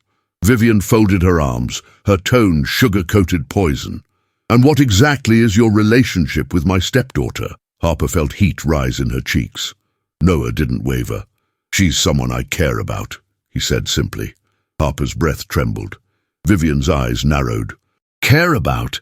You've known her for 2 days." "Time doesn't measure meaning," Noah said softly. The house fell into a stunned silence. Vivian looked between them, fury simmering beneath her polished exterior. "This is unacceptable." "What's unacceptable?" Noah said gently. "Is the way she's being treated." Vivian's jaw tightened. "You have no right." "I have every right," Noah said calmly, "to stand up for someone who deserves better." Harper pressed a hand against her chest. She had never heard anyone speak to Vivian like that. Vivian let out a slow breath, masking her anger behind a practiced smile. "Well, if you insist on speaking with her, you may do so here." Briefly. Noah nodded once. "That's all I need." Vivian stepped aside reluctantly. Noah entered the house, brushing past her without giving her the satisfaction of eye contact. His gaze found Harper instantly. "Are you all right?" he asked softly. Harper nodded shakily. "I am now." Vivian lingered nearby, pretending to check her phone. It was painfully clear she intended to listen. Noah's jaw clenched subtly. "Is there somewhere private we can talk?" Harper swallowed, glancing at Vivian. "My room." Vivian's head snapped up. "Absolutely not." Harper felt her fear spike, but Noah stepped closer, his voice turning calm and unyielding. "Vivian," he said, "Harper is an adult. She can choose where she speaks." Vivian stared at him, then at Harper, her face tightening. Harper lifted her chin. "I choose my room." Vivian's lips thinned into a vicious line, but she didn't argue again. Harper led Noah down the hallway toward her room. Her pulse thundered in her ears. When she closed the door behind them, she leaned back against it, breathing hard. Noah stepped closer. "Harper, what happened?" Her voice trembled. "Vivian wants to control everything. Every word I say, every step I take. She wants me silent." Noah lifted a tentative hand, brushing her sleeve. "You're not silent." Her eyes burned. "I feel like I am." "No," Noah whispered, stepping even closer. "You're brave. Braver than you know." Harper looked up at him, her heart aching. "I didn't want you to come here. Not because I didn't want to see you, But because I didn't want you to see this." He cupped her cheek gently, his thumb brushing her skin with unbearable tenderness. "Harper, nothing about you makes me turn away." Her breath shuddered. "You don't understand what she can do." "Maybe not," Noah murmured, "but I understand what I can do." Harper blinked, confused. "What do you mean?" "I can protect you," he whispered. "Not because you're fragile, but because you've been fighting alone for too long." Her chest tightened painfully. "Noah." He took another step, their bodies close enough for warmth to pass between them like a secret. "Let me stand beside you." Harper felt tears threatening again. "I don't want you hurt because of me." "You're not hurting me," Noah said softly. "You're opening my world." Her breath shook. "I feel like I'm losing control." "Then hold on to me," Noah whispered. "Just for a moment." Her heart cracked open. Her hand lifted on its own, curling lightly around his wrist, feeling the steady pulse beneath his skin. Noah leaned his forehead gently against hers, still not a kiss, but something deeper, something sacred. "You're not alone," he whispered. "I know," she breathed. The moment stretched, warm and fragile. Harper closed her eyes, letting the comfort wash over her. Then Noah pulled back slightly, his gaze full of something quiet and immense. "We'll face her together," he said. Harper nodded, her voice trembling. "Together." A soft knock sounded at the door. Vivian's voice cut through the silence, sharp and cold. "Time's up." Harper's jaw tightened, but she felt Noah's fingers brush hers one last time, a silent promise lingering in the air. This wasn't the end. It was the beginning of a battle Harper no longer had to fight on her own. And as Noah stepped out of the room first, shielding her from Vivian's glare, Harper realized something profound. Her heart was learning to speak, and it was learning Noah's name. Harper stood in the doorway long after Noah had left, her pulse still trembling beneath her skin. Vivian's sharp words lingered in the air behind her like cold smoke, but Noah's presence, his steadiness, his warmth, his quiet defiance, remained wrapped around her like a shield she hadn't known she needed. She pressed a hand to her chest, trying to steady herself. She had expected Noah's visit to ignite an argument, a storm, something loud and destructive. Instead, it had illuminated a truth she could no longer deny. With him, she felt seen, not as a burden, not as a problem to be managed, but as a person worth protecting. Harper closed her door softly, inhaling deeply. Her phone buzzed a second later. "Are you all right?" Her lips curved despite everything. "Yes, because of you." The reply came quickly. "I'll always come when you need me." Harper felt her throat tighten. She typed slowly, "Even when it's dangerous. Especially then." She pressed the phone to her heart, closing her eyes. For the first time in so long, she didn't feel like she was collapsing under the weight of her own fear. She felt like she was rising. The rest of the morning unfolded in cautious silence. Vivian avoided Harper, which was both a relief and a warning. Harper moved through the house quietly, gathering a few things she needed for the day, her mind replaying Noah's voice in her room, soft and steady. "Let me stand beside you." Every word had settled deep inside her, warm and terrifying. By noon, Harper's nerves had stretched thin again. She needed space, air, something that didn't smell like Vivian's disapproval. So she slipped out of the house, making her way to a small bookstore cafe she sometimes visited to escape. The snow outside had softened into flurries, floating gently across the street. Harper pulled her scarf tighter around her neck, her breath forming small clouds as she walked. Inside the cafe, the warmth welcomed her immediately. Shelves of books rose along the walls, a soft fireplace crackled in the corner, and the smell of cinnamon and coffee curled through the air. She found a small table near the window and sat down with a sigh. For the first time all day, she felt like she could breathe, but it didn't last. Whispers reached her ears almost instantly. "That's her, the girl from the photos. The coat." Harper's stomach dropped. She looked down, letting her hair fall across her face, but the murmurs didn't stop. In fact, they grew louder, bolder. She doesn't look like someone who belongs with him. He must be bored. No way someone like her caught Noah Sinclair's attention. The words stabbed her unexpectedly, sharp and cruel, and the old familiar ache returned, of being underestimated, dismissed, diminished. Harper forced her eyes down, but tears prickled anyway. Then a shadow fell across the table.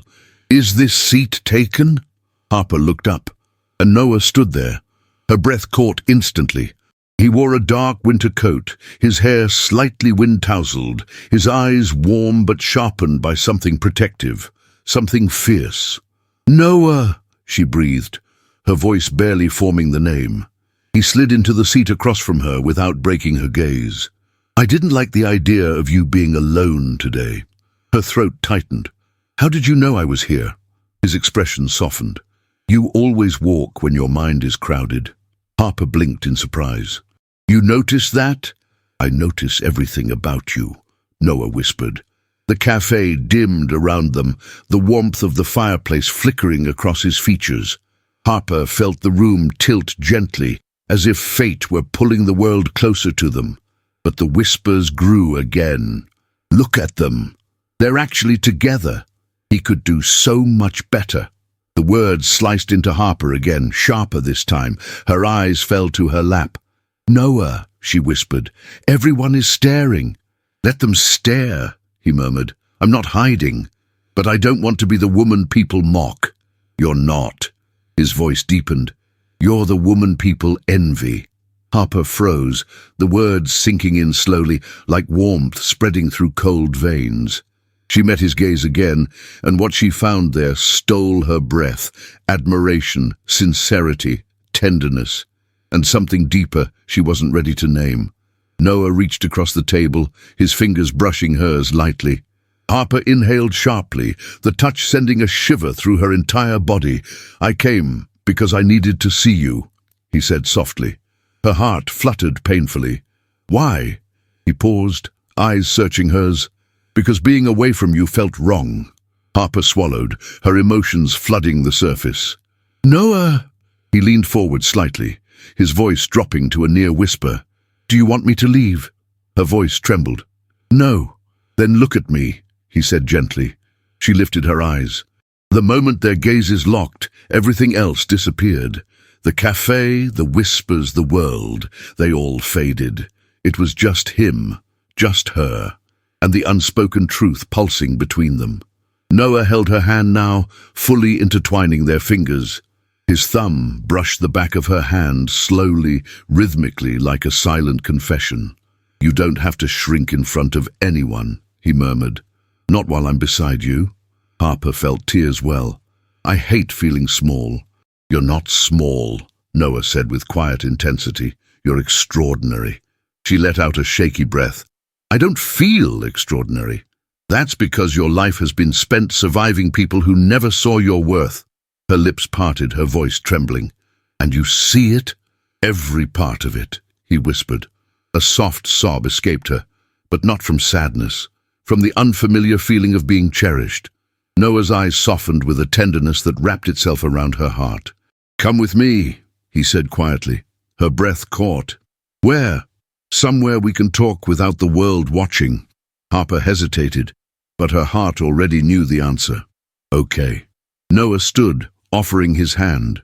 Harper took it, rising from her seat. The whispers flared again as they passed, but Noah kept her close, his hand warm around hers, his presence steady and reassuring. Outside, the snow had begun falling harder, flakes catching in Harper's hair. Noah lifted his free hand, gently brushing the snow from her shoulders. The touch lingered longer than necessary, soft, careful, reverent. Harper shivered, not from the cold. Noah noticed and stepped closer, his voice low. "Are you cold?" "No," she whispered. His breath caught slightly. "Good." He guided her toward the car waiting at the curb, its headlights glowing softly against the falling snow. When he opened the door for her, Harper paused, turning toward him. "Noah," she said softly, "why does it feel like everything changes when you walk into the room?" His expression shifted.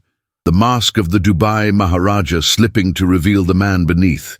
Vulnerable, honest, deeply human. "Because," he murmured, "my world changes when you're in it." Her lips parted as warmth flooded her chest. Noah stepped closer, his face inches from hers, his breath mingling with the cold air. But he didn't kiss her. Instead, he murmured, "You make me want things I thought I'd buried a long time ago." Harper's heart pounded. "What things?" she whispered. "Belonging," he said. "Connection." His voice softened even further. A reason to slow down. Tears shimmered in Harper's eyes. "I don't know how to be someone like that."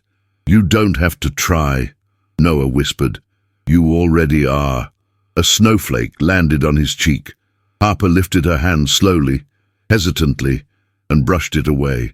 Her fingers lingered for a breath against his skin, the gentlest touch, but Noah inhaled sharply, his eyes closing for a moment as if savoring it.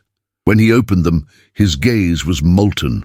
"Harper," he said softly, "one day you're going to understand how much you matter." She felt as if the world had gone utterly still. He stepped back only enough to open the car door wider. "Come with me." Harper climbed inside, her heart racing. Noah joined her on the other side, his presence filling the space, not with power, not with wealth, but with warmth and something she couldn't yet name.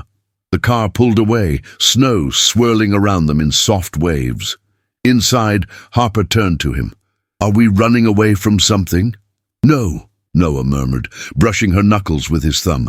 "We're running toward something." Her breath caught. Toward what? He met her gaze with quiet certainty. Toward the truth. Harper felt her heart open slowly, beautifully, as if Noah's words had unlocked something buried deep inside her. And as the city faded behind them, swallowed by snow and twilight, Harper realized something with startling clarity. She wasn't just falling for the man beside her, she was becoming herself in his presence, and for the first time in her life, she didn't want to run from it. The car glided through the quiet Chicago streets, its headlights carving soft paths through the curtain of falling snow. Harper watched the flakes drift past the window, each one dissolving as it touched the glass, fragile and fleeting. Her own reflection appeared faintly, wide eyes, parted lips, a heart beating too fast. Everything inside her felt suspended, held delicately between fear and wonder. Noah sat beside her, his presence a steady warmth in the dimly lit space. He didn't speak at first. He simply held her hand, his thumb brushing slow circles over her skin, as if grounding her in the silence.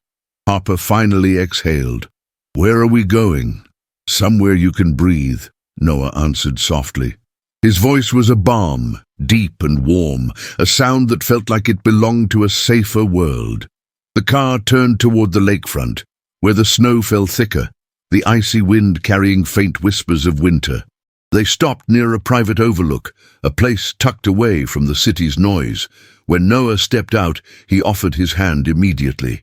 Harper took it without hesitation, letting him guide her across the fresh snow. The lake was almost invisible under the swirling white sky, but the faint glow of the city lights shimmered across the icy surface. It was quiet here, so quiet that Harper could hear her heartbeat. Noah took off his glove and touched her cheek gently, brushing away snowflakes that had settled in her hair. "You looked like you needed air," he murmured. Harper closed her eyes for a brief moment. "I did. And space," he whispered. "I did. And someone who wouldn't let the world swallow you." Her breath trembled. "I didn't realize how much I needed that. Not until you came." The faintest smile touched his lips. "I'll always come." Her heart gave a painful, beautiful ache. They walked a few steps closer to the railing overlooking the lake. Harper leaned forward slightly, gripping the cold metal. The wind kissed her face with icy fingers. "Noah," she murmured, "I don't understand any of this. It feels like my whole life shifted in just a few days." He stepped beside her, his voice low. "Sometimes life waits for the right moment to move." Harper looked at him, snow clinging to his lashes like tiny stars. "And you're that moment?" "Maybe," Noah whispered. "Or maybe you're finally seeing what you deserve." Her breath caught. What do I deserve? Noah's gaze deepened, his eyes warm and luminous in the muted light. Care, softness, safety, someone who chooses you. Harper swallowed hard. You talk like you want to be that someone. He didn't answer immediately. He stepped closer instead, his hand gently covering hers on the railing. Their fingers brushed, barely touching, but the contact was enough to thrum through her like electricity. I do want to be, he murmured. More than you know. Harper's chest tightened. She turned her face slightly away, blinking rapidly. I'm afraid of wanting that. His hand tightened around hers just slightly. Tell me why. Because it feels impossible, Harper said softly. You, Noah Sinclair, billionaire, powerful, untouchable. No, Noah whispered. Not with you. With you, I'm just a man trying to protect the woman he can't stop thinking about. Her breath caught painfully. You think about me? All the time, Noah confessed. More than I should. Harper stared at him, stunned. Why? A slow, aching tenderness filled his expression. Because when you look at me, you don't see the Dubai Maharaja. You don't see the headlines, the money, the expectations. You see me. Harper felt her throat close, her voice barely escaping. I don't know how to see anything else. And that, he whispered, brushing her knuckles, is what scares me. Because I haven't been seen in a long time? The truth in his voice struck her deeper than she expected. Harper turned her hand so their fingers interlaced fully. Noah inhaled softly, as if the simple gesture unraveled something tightly bound inside him. You're not alone either, Harper whispered. Snow drifted between them, soft and weightless. Noah lifted his other hand and gently cupped her face, his thumb tracing the arc of her cheek. Harper leaned into his touch, her breath warming the tips of his fingers. Harper, Noah murmured, you don't have to be afraid of me. I'm not, she whispered. You're afraid of what you feel. She nodded slowly, her eyes glistening. Because I don't want this to be something temporary or something you wake up from. I won't, Noah said, his voice a vow. I'm not here for a moment. I'm here for you. Her heart surged painfully, beautifully, like wings unfolding inside her. The wind picked up slightly, tugging strands of hair across her face. Noah brushed them back with gentle fingers, lingering at the edge of her jaw. Their breaths mingled in the cold air, warm and fragile. Noah, she whispered, I don't know how to let myself trust someone like this. I'll show you, he murmured, slowly, carefully, at your pace. Her eyes shimmered. And what if I fall? His forehead touched hers, light as a sigh. Then I'll catch you. Harper inhaled shakily, closing her eyes as warmth spread through her chest. Noah's presence surrounded her, not as a force pressing in, but as a haven drawing her near. Talk to me, he whispered. Tell me what you're holding inside. Harper let out a slow breath.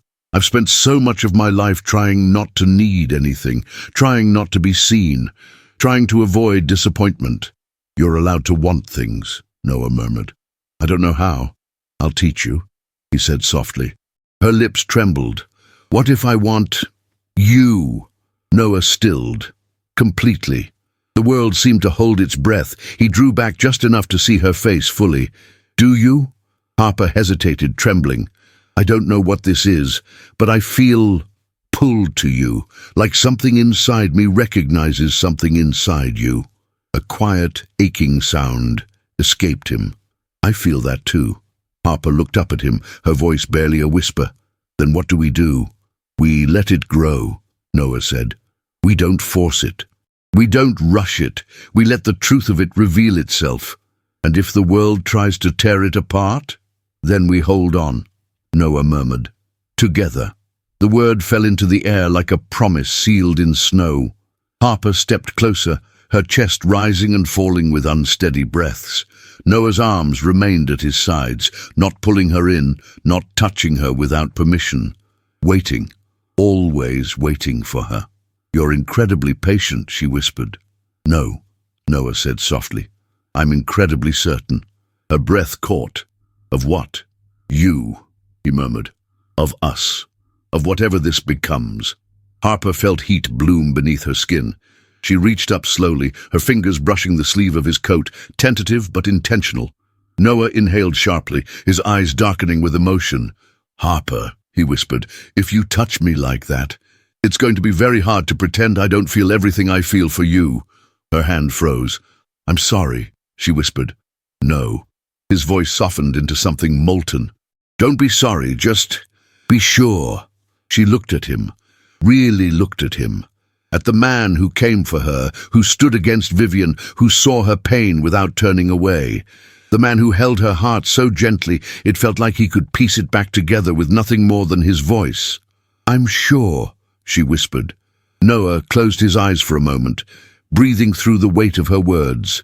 When he opened them again, they shone with something deep, something unguarded, something beautiful. He lifted his hand and rested it over hers, weaving their fingers together. "Then I'm yours," he whispered, "in whatever way you'll have me." Her breath trembled, her eyes burning with emotion. "Noah, I mean it," he said softly. "I'll stay beside you, slow, steady, patient until you're ready to take the next step. And even then, I'll go only as far as you let me." Harper's heart opened with a fragile, breathtaking ache. "I don't deserve that." Noah stepped closer, his voice a low, tender whisper. "You deserve everything." The snow fell thicker, swirling around them like a quiet blessing. Harper squeezed his hand. "Thank you for coming for me today." "Thank you," Noah murmured, "for letting me." They stood like that, hands entwined, breath mingling, hearts learning the rhythm of something new, until Harper's fingers began to numb in the cold. Noah noticed immediately. "Let's get you warm." They returned to the car, still holding hands.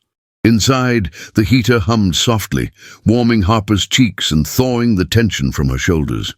Noah watched her quietly, his gaze gentle, reverent. "You look warmer," he said.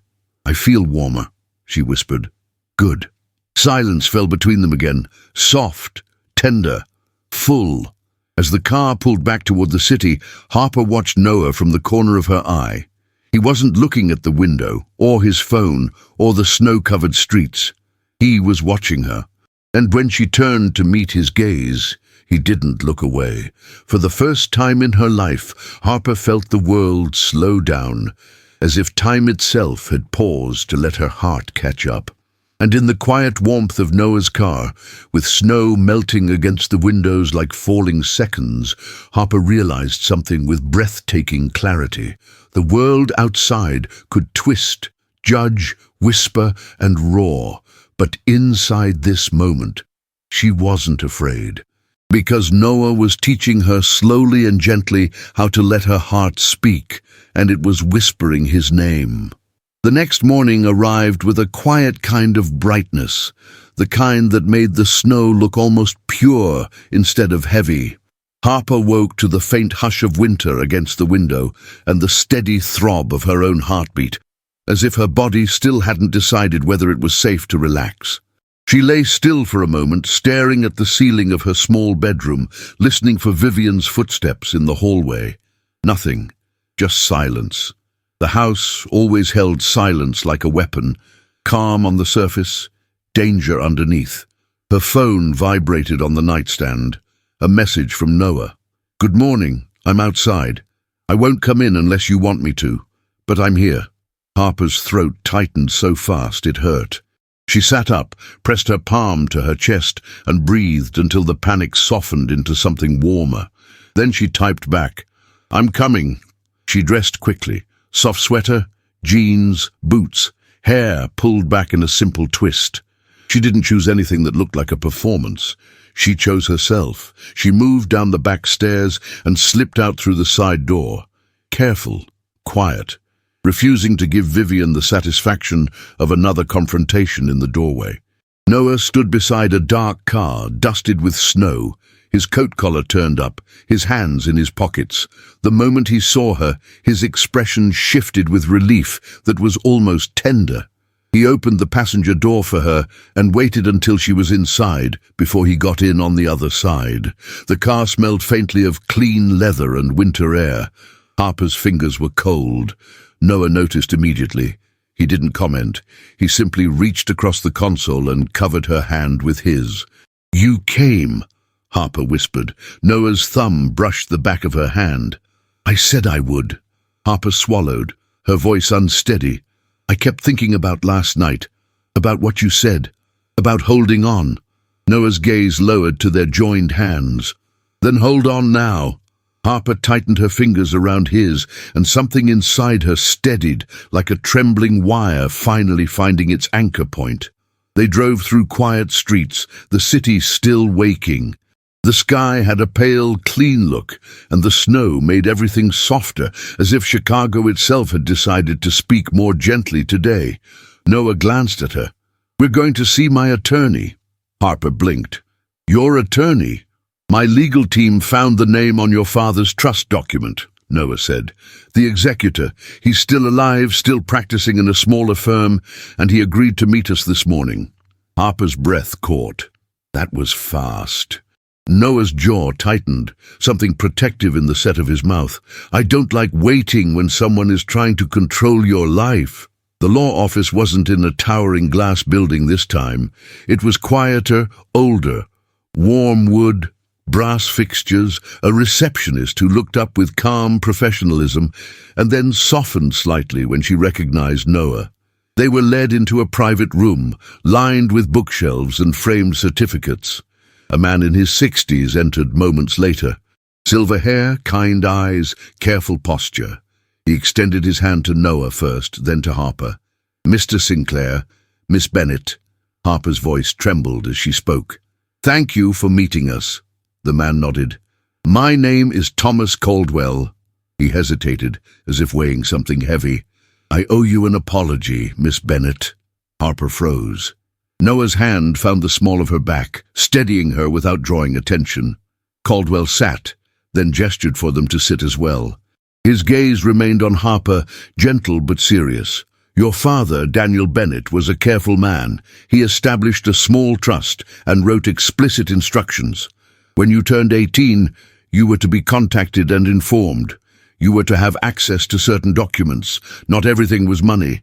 Some of it was proof, context, protection." Harper's chest tightened. "Then why wasn't I told?" Caldwell exhaled slowly.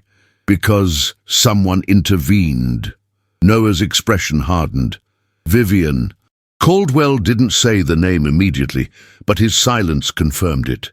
He opened a folder and slid a copy of a letter across the table toward Harper. Her hands shook as she read. The paper wasn't new, but the signature at the bottom looked painfully clear. Vivian Bennett. Harper stared at the words until they blurred. Caldwell spoke quietly.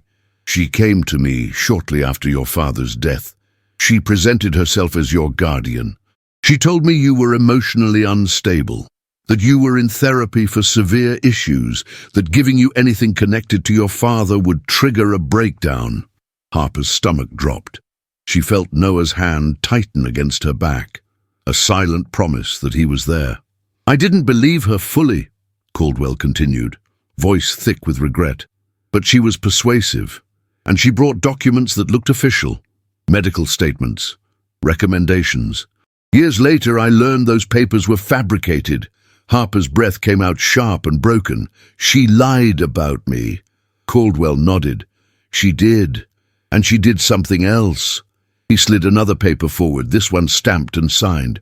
"She petitioned to have the trust managed under her oversight. She claimed it was for your welfare. She claimed she would deliver everything when you were stable." Harper's vision swam. "And you let her?" "I did," Caldwell admitted softly. "And I have regretted it since. I should have insisted on direct contact with you. I should have demanded independent verification. I didn't, and I'm sorry." Harper's fingers gripped the paper. Her voice barely worked. "My father tried to protect me." Caldwell's eyes softened. "Yes, he did." Noah's voice cut through the air like quiet steel. "What did she take?" Caldwell tapped the folder. The trust wasn't large. It was meant to give Harper a small foundation, enough to leave if she ever needed to. But the most important part was this. He slid a sealed envelope forward. its edges yellowed with time. Your father wrote a letter to be given to you when you turned 18. Harper stared at the envelope like it might explode. Her fingers hovered above it, trembling. Noah's voice dropped, gentle. You can open it when you're ready. Harper nodded once, barely. She broke the seal carefully, as if trying not to disturb the years trapped inside. Her hands shook as she unfolded the pages. The handwriting was familiar. She had seen it on old birthday cards, on notes her father used to leave on the fridge. Her throat tightened so hard she could barely breathe. She read silently at first, then the words spilled out in a whisper, as if she couldn't contain them. My Harper, if you're reading this, it means I'm not there to say it to your face. I'm sorry for every moment you felt alone. I'm sorry for the choices I made that placed you in the wrong hands. I need you to know this. You were never a burden. You were my reason. If anyone tells you otherwise, they are lying. A sob broke from Harper's chest. She pressed a hand to her mouth, tears falling faster than she could stop them.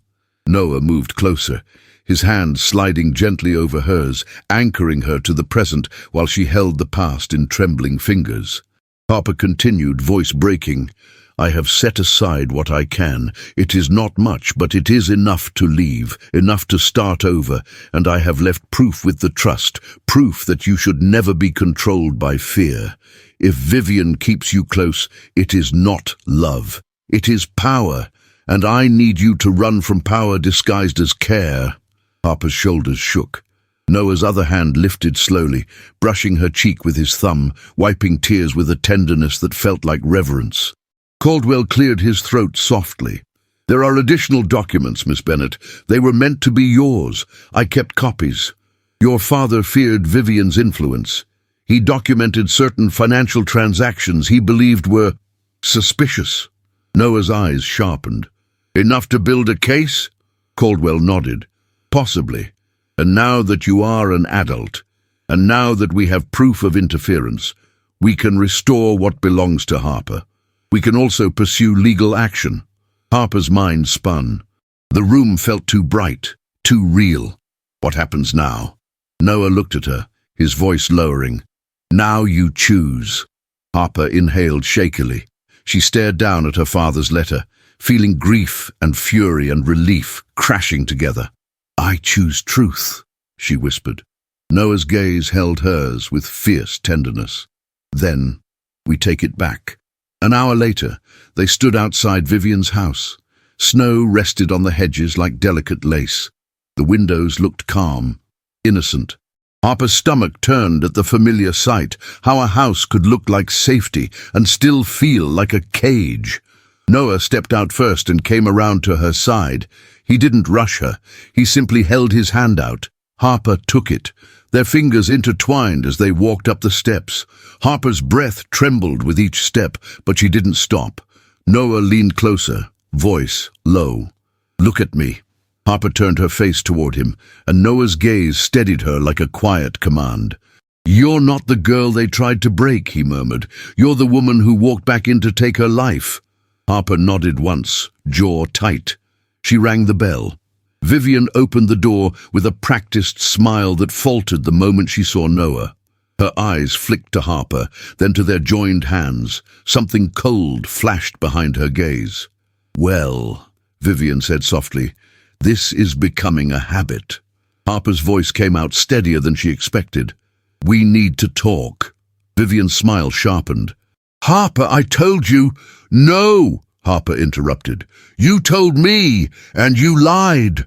Vivian blinked, then let out a small laugh as if amused. What are you talking about? Harper stepped forward, keeping Noah at her side like a shield she didn't have to apologize for. My father's trust, the letter, the documents you blocked, the fake papers you used to paint me as unstable. Vivian's smile froze. Noah's voice was calm, controlled. We spoke with Thomas Caldwell. Vivian's eyes narrowed. You went behind my back. Harper's throat tightened, but she didn't shrink. I went toward the truth. Vivian's gaze hardened. You're being manipulated. Harper let out a shaky breath. No, for the first time in my life I'm not. Vivian's eyes flicked toward Noah with a flash of rage. This is what you do, isn't it? You find a wounded girl and play savior so you can feel powerful. Noah didn't flinch. I have more power than I need, Vivian. What I'm doing is giving Harper her own. Vivian's face tightened. Harper wouldn't survive without me. Harper's voice shook, only slightly. I survived despite you. The silence that followed was brutal. Vivian's mouth opened, then closed. She was recalculating. She was searching for the next weapon. Harper lifted her chin. I'm here for my documents, my father's letter, anything you kept in this house that belongs to me. Vivian's smile returned, cold and polished. You're not taking anything. You're emotional. You're confused. Noah's gaze sharpened. We have legal documentation of interference and fraud. If you refuse, we'll involve authorities and file for emergency relief. Harper has a right to her property. Vivian's eyes narrowed further. You wouldn't dare. Noah's voice remained calm. Try me. Harper felt the tremor inside her chest slow. Not because she suddenly became fearless, but because Noah's steadiness gave her a place to stand. Vivian stared at them, then stepped back abruptly, throwing the door open wider with an expression of wounded indignation. Fine, take your things. See how far you get without me. Harper stepped inside, the scent of expensive perfume hitting her like an old bruise. The walls looked the same, the silence felt the same, but Harper was not the same. She went straight to her room, opened drawers, gathered what she needed, birth certificate, passport, old photos, the few personal items that felt like pieces of herself. Noah stayed nearby, not touching her unless she needed it, but never leaving her side. When Harper returned to the foyer, Vivian was waiting there, arms folded, eyes glittering with malice. You think this ends well, Vivian murmured. The world will tear you apart. They always do. Harper's hands tightened around her documents. She met Vivian's gaze and spoke softly, steadily. Then I'll learn how to stand while they try. Vivian's smile twitched. And him? You think a man like Noah Sinclair stays once the novelty fades? Harper's heart pounded, but she didn't look away. I'm not a novelty. Noah stepped closer, his voice quiet but unbreakable. She isn't. And I'm not leaving. Vivian's eyes flashed. You'll regret this. Harper's voice was barely above a whisper, but it carried. No, you will. Harper walked out with Noah beside her. The cold air hit her face, sharp and clean, and she inhaled deeply, as if breathing for the first time. They didn't go back to Noah's car immediately. Noah led her a few steps away from the house, to the edge of the sidewalk, where the snow lay untouched. He turned toward her, his eyes full of something soft and fierce. You did it, he murmured. Harper's breath shook. I feel like I might fall apart. Noah stepped closer, placing his hands gently on her arms. Then fall into me. Harper's throat tightened. She didn't think. She simply leaned forward, resting her forehead against his chest. Noah wrapped his arms around her slowly, deliberately, as if holding something precious. Harper closed her eyes. Her tears came quietly, warm against the cold air. Noah's voice was low near her hair. You're safe. Harper's fingers curled into his coat. I didn't think I could stand up to her. You didn't just stand up, Noah whispered. You reclaimed yourself. Harper pulled back slightly, looking up at him. The snow fell around them like soft applause from the sky. Noah, she whispered, I don't know how to thank you. He touched her cheek, thumb tracing the edge of her jaw with tenderness that made her breath catch. Don't thank me, he murmured. Choose me. Harper's lips parted. Her voice trembled. I am. Noah went still, as if the words struck him somewhere deep. Say it again, he whispered. Harper swallowed, heart pounding. I choose you. Noah's gaze softened into something unguarded. He leaned in slowly, giving her time to move away. Harper didn't. Their foreheads touched first, warm, intimate, breathing the same air. Then Noah's lips brushed hers, gentle and reverent, not rushing, not demanding, just a soft, steady kiss that felt like a promise being sealed. Harper's breath caught, and for a moment the world truly stopped moving. When Noah pulled back, his eyes searched hers like he was making sure she was still there. Harper whispered, "I'm not afraid anymore." Noah's voice was thick with emotion. "Neither am I." He reached into his coat pocket and pulled out something small, a simple key on a sleek ring. No glitter, no performance. Harper stared. "Noah." He placed it in her palm with care. "This is for my place," he murmured. "Not as a cage, not as control, as choice, a door you can open when you want, a place you can go when you need peace." Harper's fingers closed around the key. Tears blurred her vision again, but this time they weren't from pain. They were from relief so deep it made her ache. "You're giving me a way out," she whispered. "I'm giving you a way home," Noah corrected softly. "If you want it." Harper looked at the key, then at him. The snow fell in quiet flurries around them, and her father's letter felt like it was beating inside her chest, alongside her heart. "I want it," Harper whispered. Noah's smile was soft and triumphant at once. "Then come with me." Harper nodded, holding the key like it was a new beginning. She turned her gaze one last time toward Vivian's house, its windows cold, its walls full of old shadows, and then she turned back to Noah. And when she stepped toward the car with her hand in his, Harper knew the truth with breathtaking clarity. The joke was over. The girl they sent to be humiliated had become the woman who walked away, head high, heart open, and love steady at her side. The first snow of December fell like a memory, soft, quiet, almost sacred. Harper stood by the floor-to-ceiling window of the lakefront home, watching the white drift down in slow spirals. Chicago still glittered across the water, the city lights trembling on the dark surface of Lake Michigan as if the skyline itself were breathing. Beyond the glass, the wind carried the same cold bite it always had, the same hush, the same winter language that once made her feel small. But inside, the house was warm, filled with the scent of cinnamon, pine, and something sweeter that didn't come from candles or baking. It came from laughter. Behind her, tiny footsteps pattered across hardwood floors, fast and determined, followed by a delighted squeal. "Mom! Mom!" a little voice called. Harper turned just in time to catch a child launching herself into her arms like she had done it 1,000 times already, because she had. A girl, 5 years old, bright-eyed, with Harper's soft features and Noah's storm-grey gaze, wrapped her arms around Harper's neck and pressed her cheek to hers. "Daddy said I can help with the star," the girl announced, breathless with excitement. Harper smiled, holding her close. "Did he?" "Yes," the girl said proudly. "He said I'm the boss of the star." Harper laughed softly. "That sounds like your father." Across the room, Noah Sinclair stood near the Christmas tree, one hand holding a silver ornament, the other steadying a small boy perched on a stool. The boy was 7, serious in the way some children were serious, as if they had been born holding the weight of wonder carefully in their palms.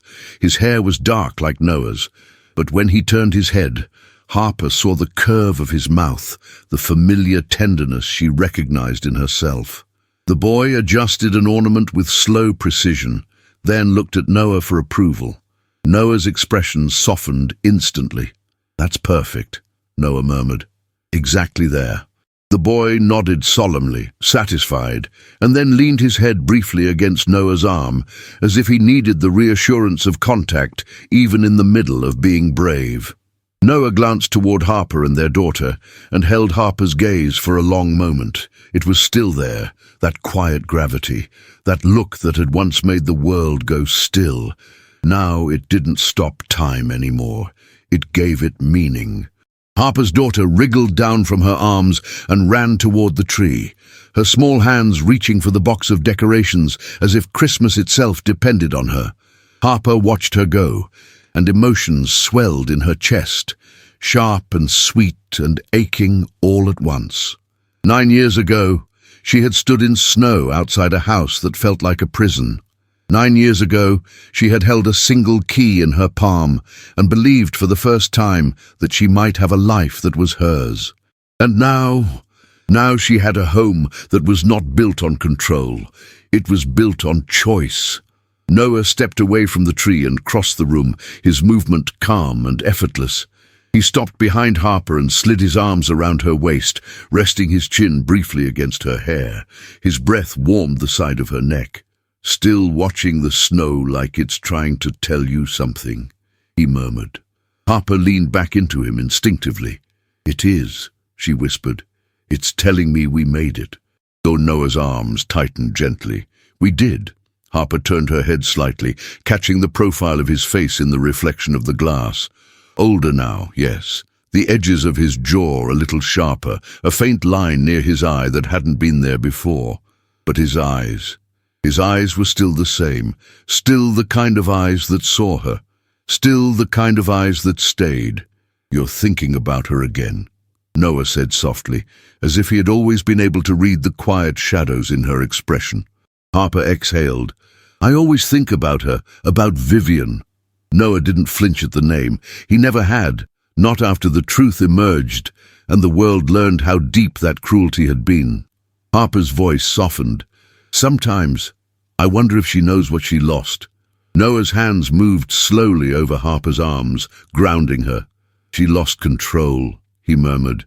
"And for someone like Vivian, that feels like death." Harper swallowed. She paid a price. She remembered the courtrooms, the headlines that had finally turned on the woman who had spent years pulling strings in the dark, the fabricated documents, the fraud, the manipulation of a trust, the quiet threats that became loud consequences. Vivian had been forced to return what she could. Not everything, some things money could never restore. But the world had watched her fall from the pedestal she'd built out of lies. Social invitations disappeared, friends vanished, the polished image cracked. And in the end, she had been left with a house full of silence. Noah's voice was quiet. "Some people don't learn until the mirror shatters." Harper pressed her hand over his. "I don't feel joy about her pain." "I know," Noah murmured. "That's why you're not like her." A burst of laughter from the children interrupted them. Their daughter had managed to drape a strand of lights over her own shoulders like a necklace and was spinning in circles. "Look," she cried. "I'm a Christmas angel." Their son rolled his eyes in the way only 7-year-olds could. "You're a Christmas mess." The girl gasped dramatically. "I am not a mess." Noah's laugh rumbled against Harper's hair. "That," he said softly, "is definitely your daughter." Harper smiled, warmth spreading through her. "And that stubborn seriousness is definitely your son." Noah turned her slightly, his hands settling at her waist. His gaze dipped to her mouth, not with hunger, not with impatience, just with a quiet devotion that still made Harper's breath catch, even after 9 years. "Do you ever miss being invisible?" Noah asked softly. Harper blinked. The question surprised her. "Invisible," she repeated. Noah nodded. "Before all this, before people knew your name, before they looked at you like you were a headline." Harper's lips parted, and she looked out at the falling snow again, letting nostalgia wrap around her without swallowing her. "Sometimes," she admitted, "not because I want to disappear, but because it was simpler, quiet, less complicated." Noah's thumb traced a slow circle against her waist. "And now?"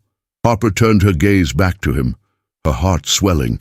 "Now I wouldn't trade this life for silence, because the silence back then wasn't peace." Noah's eyes softened. "It was loneliness." Harper nodded. "Exactly." Noah leaned in and kissed her temple, slow and gentle, like he had done so many times in the years between, kisses that never demanded, never rushed, only reminded. Harper closed her eyes. "Do you remember the first night you came to my door in the snow?" Noah's breath warmed her skin. "I remember every second." Harper smiled faintly. "You stood there like the cold didn't exist." Noah's voice dropped. "The cold didn't matter, not compared to what I saw in your eyes." Harper swallowed the lump in her throat. "Fear." "No," Noah murmured. "Courage, the kind that shakes but doesn't run." Harper let the emotion settle. I ran for most of my life. Noah's hands tightened gently. And then you stopped. Harper whispered, because you stayed. Noah didn't answer with words.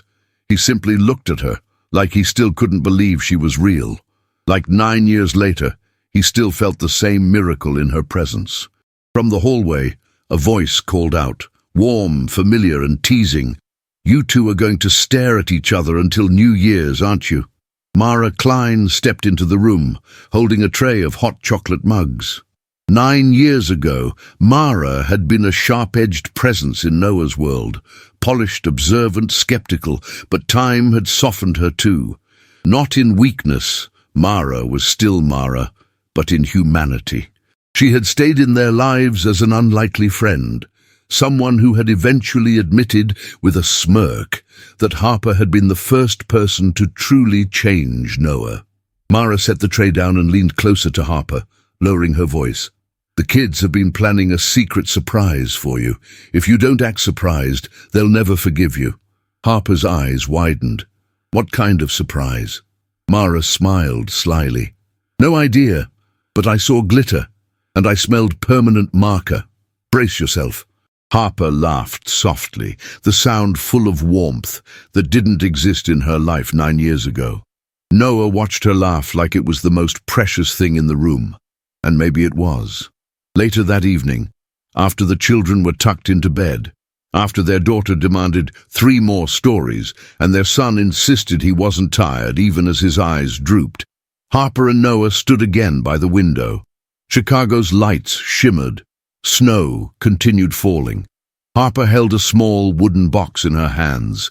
Noah's gaze flicked to it. You took it out again. Harper nodded slowly.